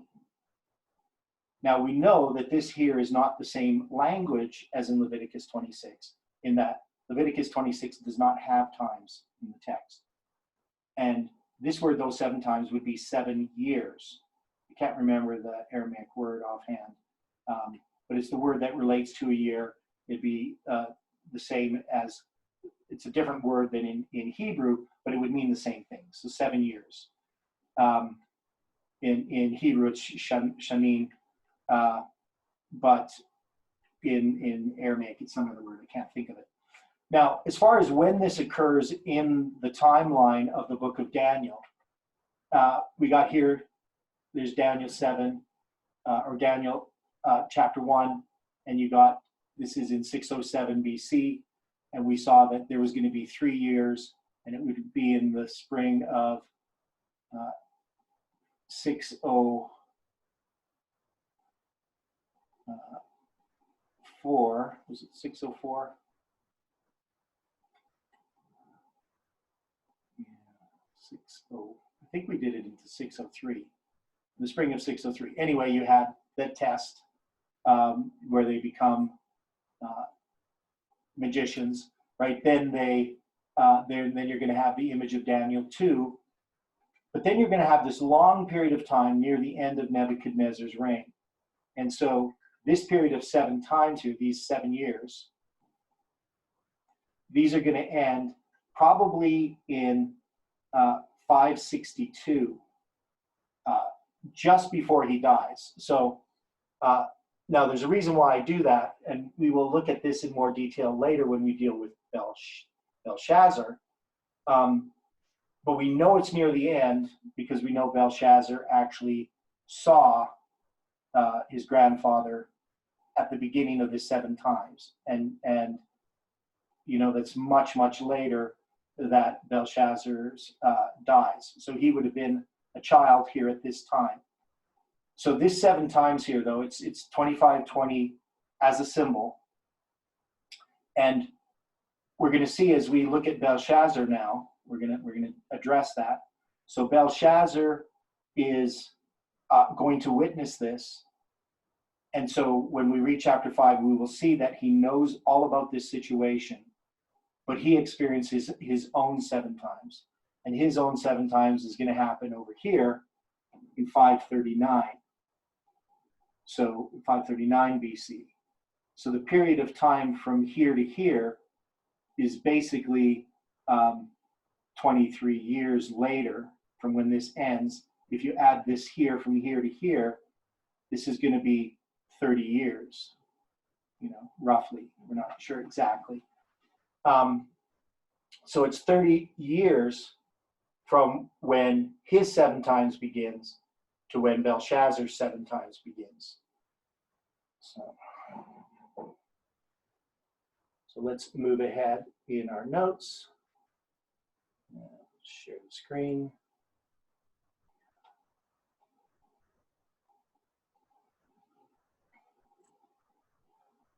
So now we're moving to Belshazzar. And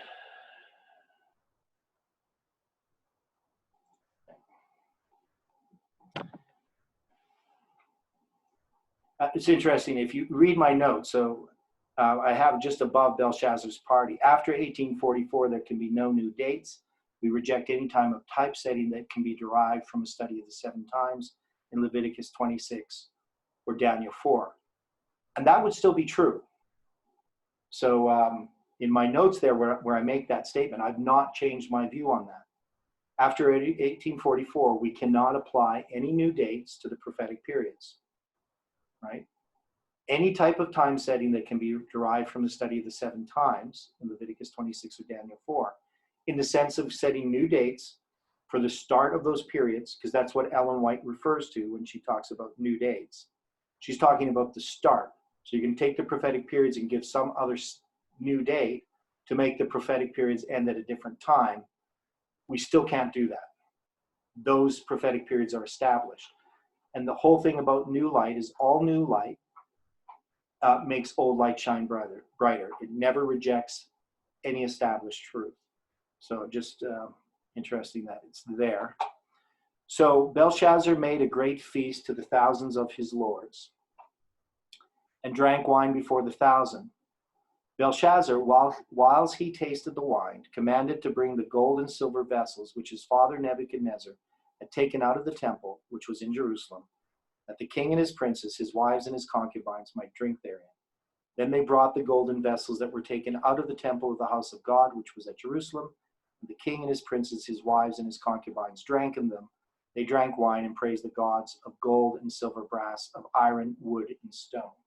Now I'm going to jump here a little bit because I want to deal with some chronological things. I'm not specifically doing a study in on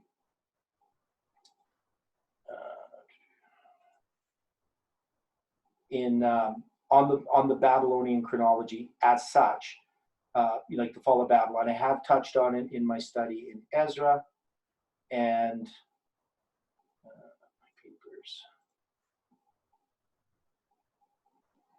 So the paper that I want is the fall of Babylon in 538. You're seeing my index.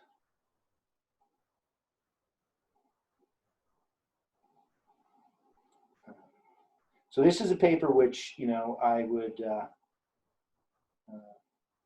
recommend that you read one of my papers. It's the fall of Babylon in the 1843 and the 1850 charts.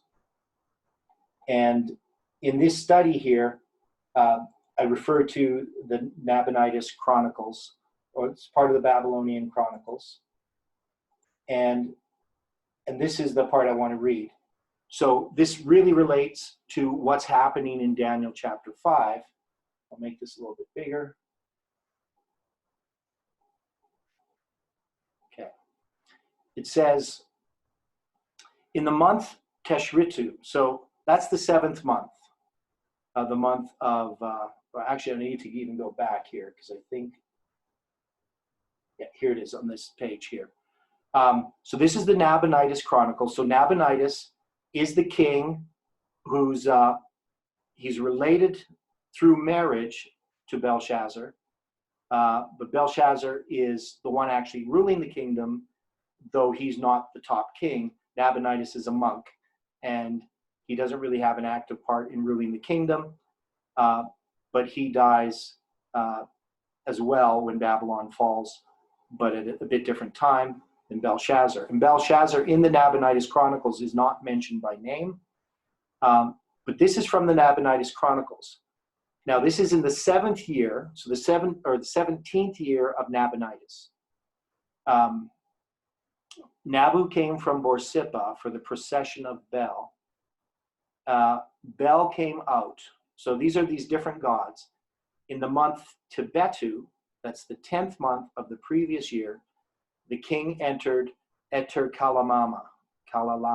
So he's a monk. He's really involved with all these gods that he worships. In the temple, he made a libation of wine. Bel came out. They performed the spring Akitu festival. So you're now getting in the beginning of 539. This is the spring Akitu festival that begins on the first day of the first month. In the month Abu, now the month Abu is the 5th month. That's the month of Av. The gods of Marad, Zababa, and the gods of Kish, Ninlil, and the gods of Kalalama entered Babylon, right? So what they're doing here is they're gathering, starting in the 5th month, according to this, they're gathering the gods from the different cities in Babylon, and they're bringing all these gods to the city of Babylon. Until the end of the 6th month, so that means the 5th month, Abu, until the end of the 6th, from 5th month to the 6th month. So Av is the 5th month. The 4th month is Tammuz, Av, and then the 6th month is Ululu. And the gods of Akkad from everywhere were entering Babylon. The gods of Borsippa, Kuha, and Sippar did not enter Babylon. So they gathered all these different gods that they worshipped, and they're bringing them to the city of Babylon. And then it says, so we have the 5th month and the 6th month, and this is just a continuation of this. It says, in the month Tashritu, so that's the 7th month, Cyrus did battle at Opis on the bank of the Tigris against the army of Akkad. So Akkad is Babylon. That's just another way of describing Babylon. They're the Akkadians. And the people of Akkad retreated. He carried off the plunder and slaughtered the people. On the 14th day, Sippar was captured without a battle. Nabonidus fled. So Nabonidus would have been in that area. On the 16th day, now it mentions all these different names, and people have speculations about who they are.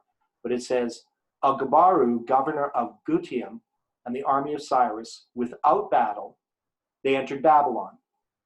Afterwards, after Nabonidus retreated, he was captured in Babylon. So this is later on. Until the end of the month, the shield-bearing troops from Gutium surrounded the gates of Esagil, but interrupted of rites of Esagil on the other temples there was not, and no date for performance was missed. What they're saying is that even though Cyrus came in and he conquered Babylon, he didn't interrupt any of the celebrations. And of course, this is an important point to make, because Cyrus is now the king of Babylon, and you want to make him look like a good guy. So even though he came in the fall there, during the time of the fall Akitu festival, at this feast when they're worshiping all these gods, and he kills Belshazzar, which they don't mention by name, and I think part of that would be political. They don't want to mention what he did, because that story there is tied up with the story of the Bible. That actually would be something that actually interrupted the festival. But they say, no, he didn't interrupt the festival. So I think if they had mentioned Belshazzar and that situation, it would have not been politically expedient to do so.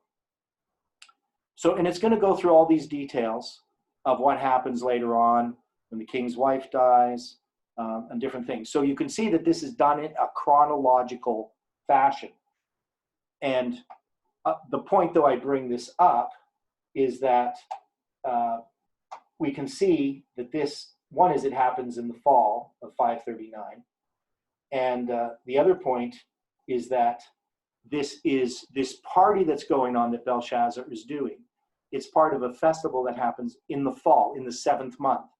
So what they would be doing is they would be gathering all these images, the gods of gold, silver, brass, iron, wood, and stone, and bringing them into Babylon. And this party that he's having is a party worshiping these gods.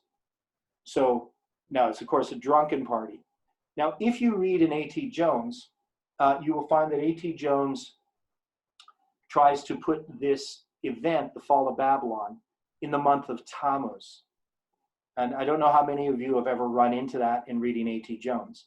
Now, there are people who oppose this message, at least oppose the part that Babylon fell in 539, because it's 538 on the charts. But we've made the case that this year 538 on the charts begins in the fall of 539, and that would be on the first day of the 7th month, and this is on the 16th day of the 7th month.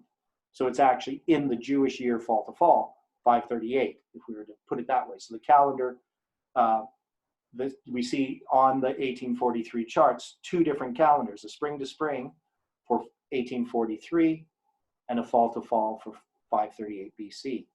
And so it's really interesting how God opened that up. Now, the reason why he puts it in the month of Tammuz is this Nabonidus chronicle was found in the 1800s.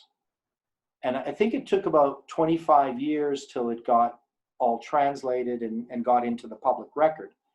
And one of the first translations of it, A.T. Jones got a hold of this, and in that translation it says that it's in the 4th or the month Tammuz that Babylon falls, and it says this in this document that he has that he's referring to, and so he believed it was in the 4th month. But anybody looking at the actual table, the tablet that it's translated from, will see it's clearly the 7th month. It says Tashritu. it was just a translation that was made, because back then they didn't have like the internet. Somebody would go in, some kind of scribe, and he would transcribe or transliterate what it said, what he read, and the first transcription of it was faulty. So when other people went and looked at it, they corrected it and they said no. And also you can see that it's chronologically moving through the months as you read the whole document. So it would make no sense to have the 5th month, the 6th month, and then all of a sudden talk about the 4th month, and then right after that be talking about these events that are happening in the 8th month and the 9th month and the 11th and 10th month. So it's pretty clear. But people will use that and to try to place the fall of Babylon in 538. So I just mentioned that. I say it's an aside, but it's actually an important point in studying this chronology. If you want to know when Babylon fell, it's something that's really fixed. It's not something that we can really speculate on. It's pretty clear that it occurred when you look in Wikipedia and you have the date. It's not something that's a bunch of speculation to try to make it work. It's something that we have a record of. And we know exactly when Cambyses reigned after Cyrus, actually during Cyrus's reign. He's going to be mentioned. We have the record of his reign, all these ancient documents. We have thousands and tens of thousands of dated documents from this period of time with the king's names on them. And these documents are dated in relationship to the reigns of the kings. And we have all these records of the eclipses of the moon. And so we can date these things very precisely. So there's not really a question about it. Somebody could maybe argue one day, but you can't argue, years. It also would destroy the chronology that gives us the start of 457 BC. So if you destroy the chronology of the fall of Babylon, then Ellen White's chronology doesn't work, and the chronology for the 2300 days doesn't work as well. So obviously we know about this act of defiance that he has. And then we're going to know that we're going to start at verse, I think I skipped out a bunch here. I'm going to read what Ellen White says. So I didn't look at the verses. Maybe I should. Verses themselves. So we're going to go to Daniel 5. So we had read to verse 4, and it says, "In the same hour came forth fingers of a man's hand, and wrote over against the candlestick upon the plaster of the wall of the king's palace. And the king saw the part of the hand that wrote." So when it talks about the candlestick here, this would be the candlestick that was taken captive. That's the way I understand it. And it's upon against the candlesticks over there, upon the plaster of the wall of the king's palace, and the king saw the part of the hand that wrote. Now, it could just, of course, be some kind of lampstand and not be the one from the sanctuary, but it seems to me that it's possible. The king's countenance was changed, and his thoughts troubled him, so that the joints of his loins were loosed, and his knees smote one against the other. So he's absolutely terrified. And the king cried aloud to bring in the astrologers, the Chaldeans, and the soothsayers. And the king spake and said to the wise men of Babylon, "Whosoever shall read this writing and show me the interpretation thereof shall be clothed with scarlet, have a chain of gold about his neck, and shall be the third ruler in the kingdom." And then came in all the king's wise men, but they could not read the writing or make known to the king the interpretation thereof. Then was King Belshazzar greatly troubled, and his countenance was changed in him, and his lords were astonished. Now the queen, by reason of the words of the king and his lords, came into the banquet house. And the queen spake and said, "O king, live forever. Let not thy thoughts trouble thee, nor let thy countenance be changed. There is a man in thy kingdom, in whom is the spirit of the holy gods. And in the days of thy father," which is referring to his grandfather, Nebuchadnezzar, "light and understanding and wisdom, like the wisdom of the gods, was found in him. Whom the king Nebuchadnezzar thy father," the king, I say, thy father, I repeat, midnight cry, "made master of the magicians, astrologers, Chaldeans, and soothsayers." Right? So we know that this is this queen that comes in. Now this queen,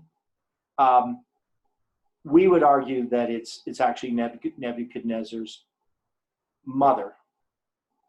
So now when we try to fit this chronology, and I don't have time here to go through all of this, it could have been Nebuchadnezzar's daughter. Now Nebuchadnezzar, we know that he's the grandfather of Belshazzar. Right, so we have this family tree. Maybe I'll show you the family tree the way that I have a chart of it.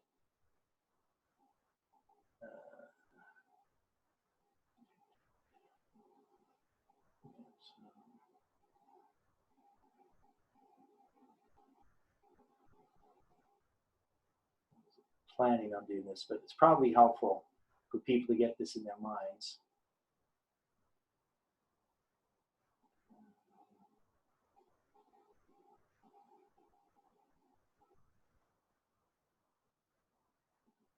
Find it.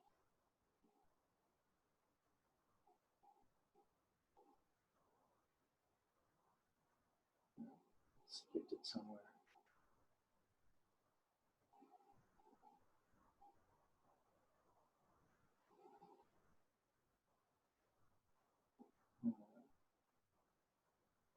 I'll try it this way.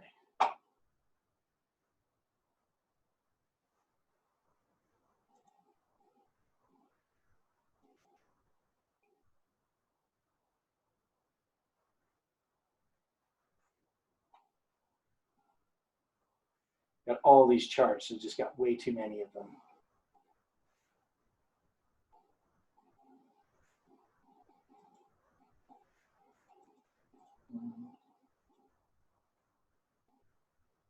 Here it is. Okay.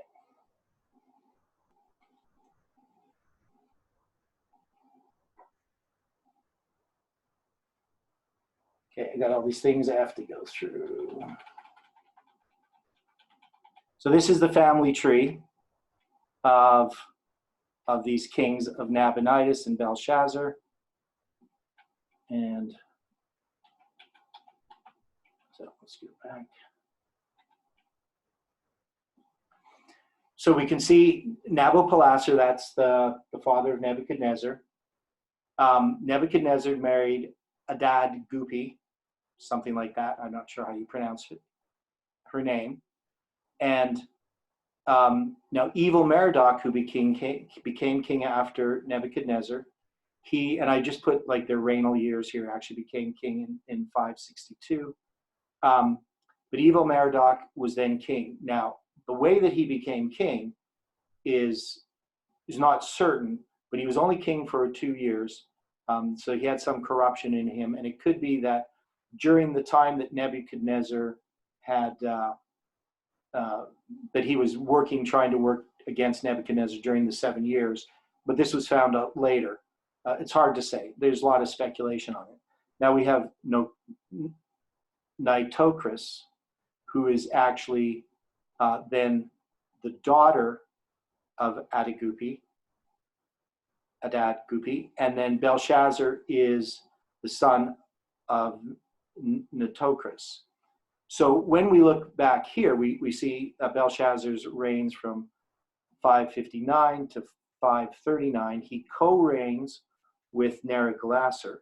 Now these other people who are reigning because of the relationships that they have with others. That is, we're not sure about evil Merodach, so there's speculation about him.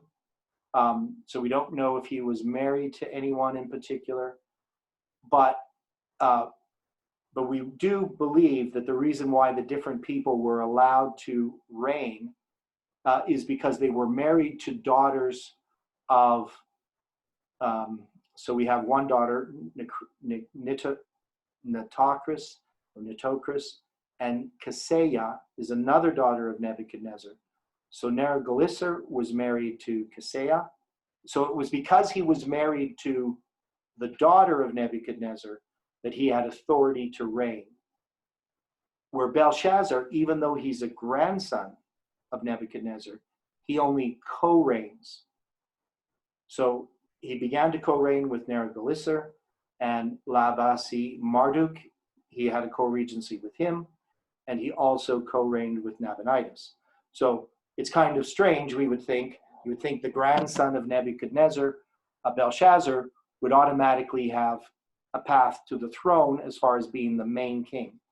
But he always co-reigned with people who had more authority based upon their relationships with that. Now, we're not sure about Labasi Marduk, but so there's a lot of sketchiness in this period of Babylonian history, and that's the main thing I wanted to show you.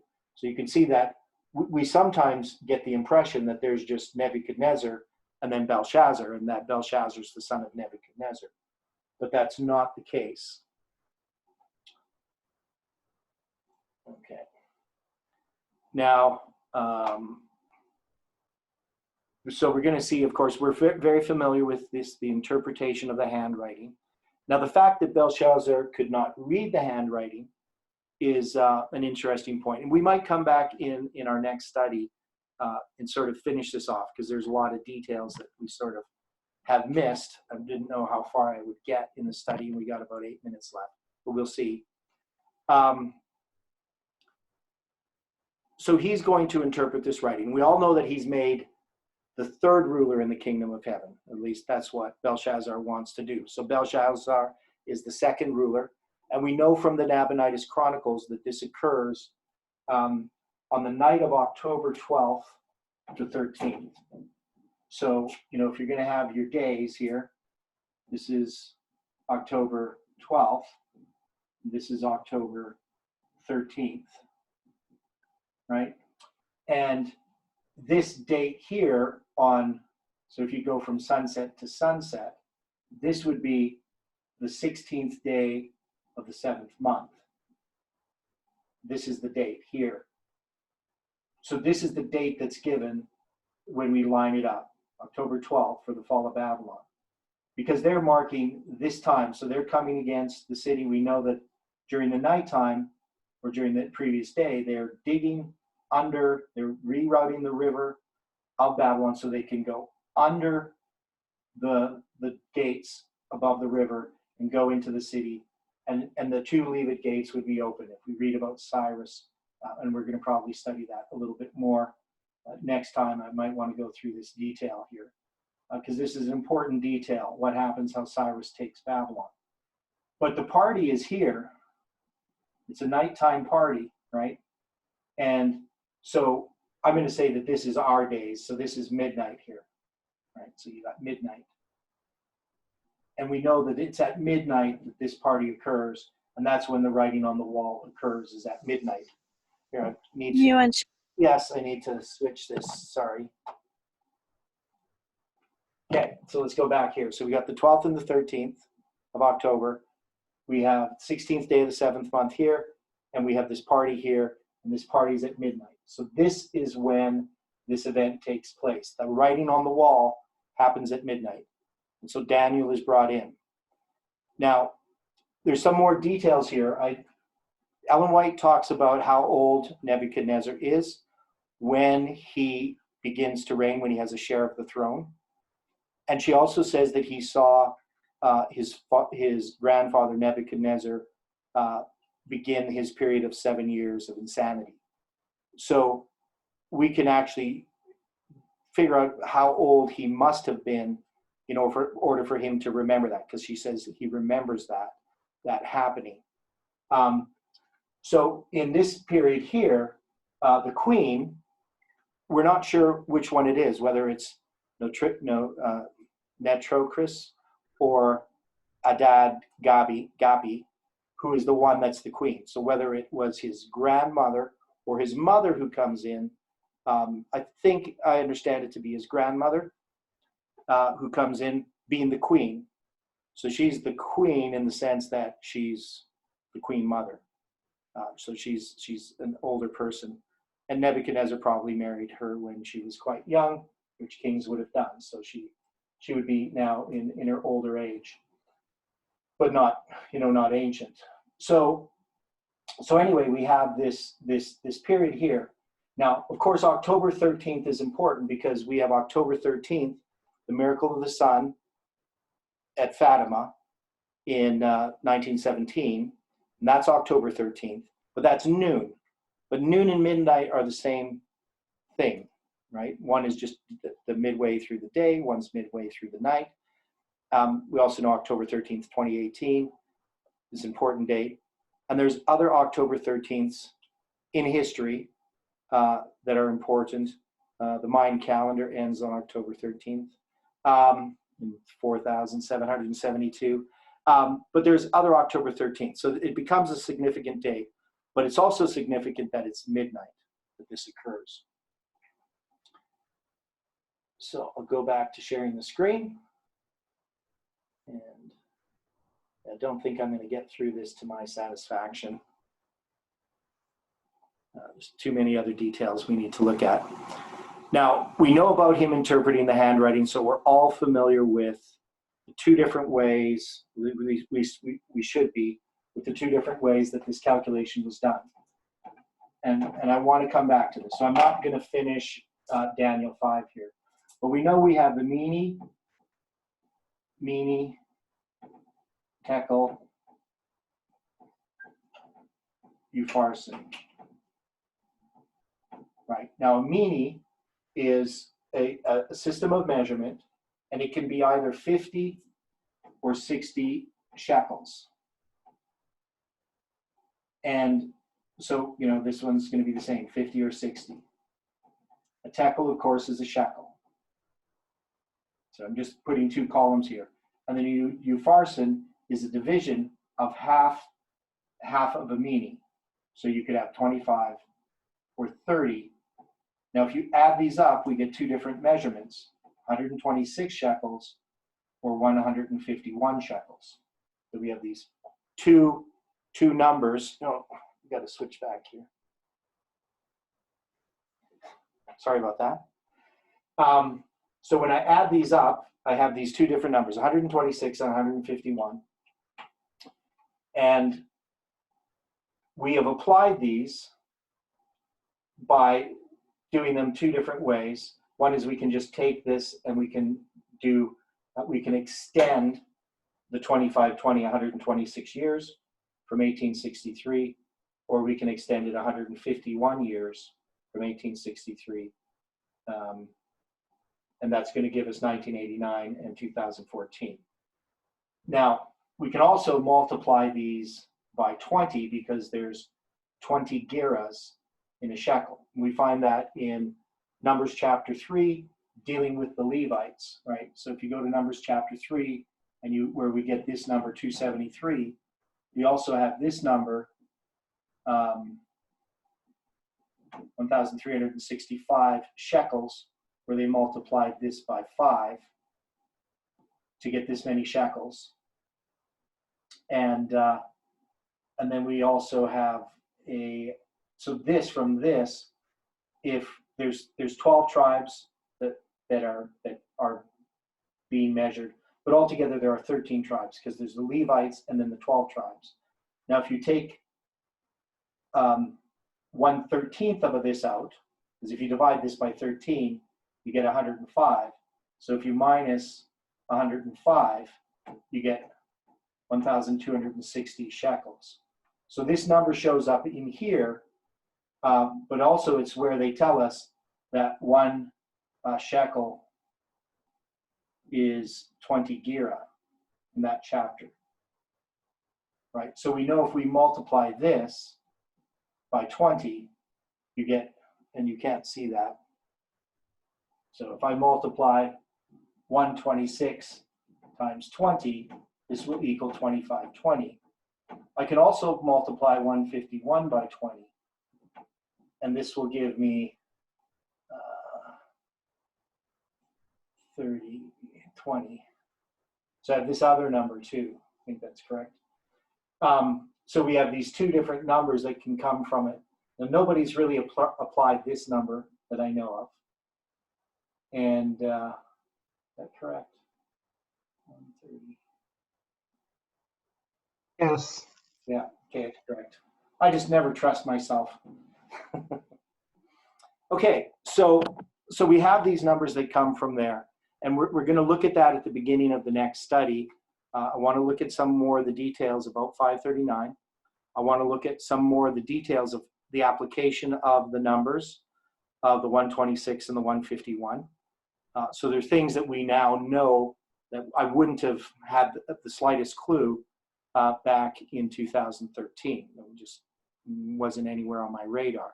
So we're going to look at some of those details as we go into that study next time. So our time is up, and I know kind of leaving you hanging here, but thanks everyone for participating in the study. And you know, tomorrow we're going to continue our study on, I can't even remember what we're studying tomorrow. Does anybody remember? We did Leviticus 20. The prophecies of Josiah. Okay, it's the prophecies of Josiah.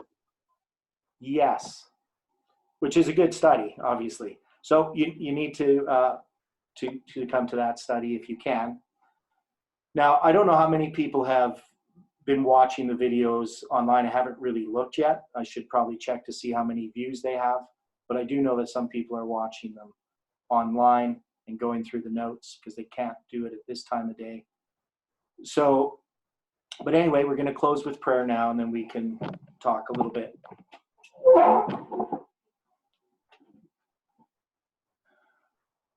Dear Father in heaven, we are thankful for this study.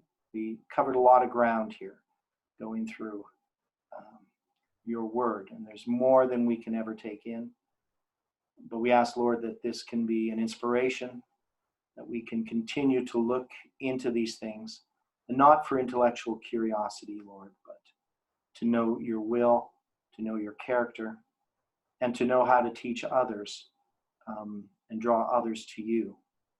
We ask for a character transformation. We see the work that you did in the lives of Daniel and his three friends in being obedient, and how that allowed them to have light, and this light that we're still looking at today, so many thousand years later. And we know, Lord, that we have not always been faithful, but that you can still use us, and we are more like Nebuchadnezzar, who needs a change of heart. And so, Lord, we ask that we can have that change in our lives. We pray for those around us. We pray for all the things that are happening in this world right now, and all the confusion that people can have if they're not focused upon your word. And we pray for them. Help us to reach those looking for light. And we pray this and thank you in Jesus' name. Amen.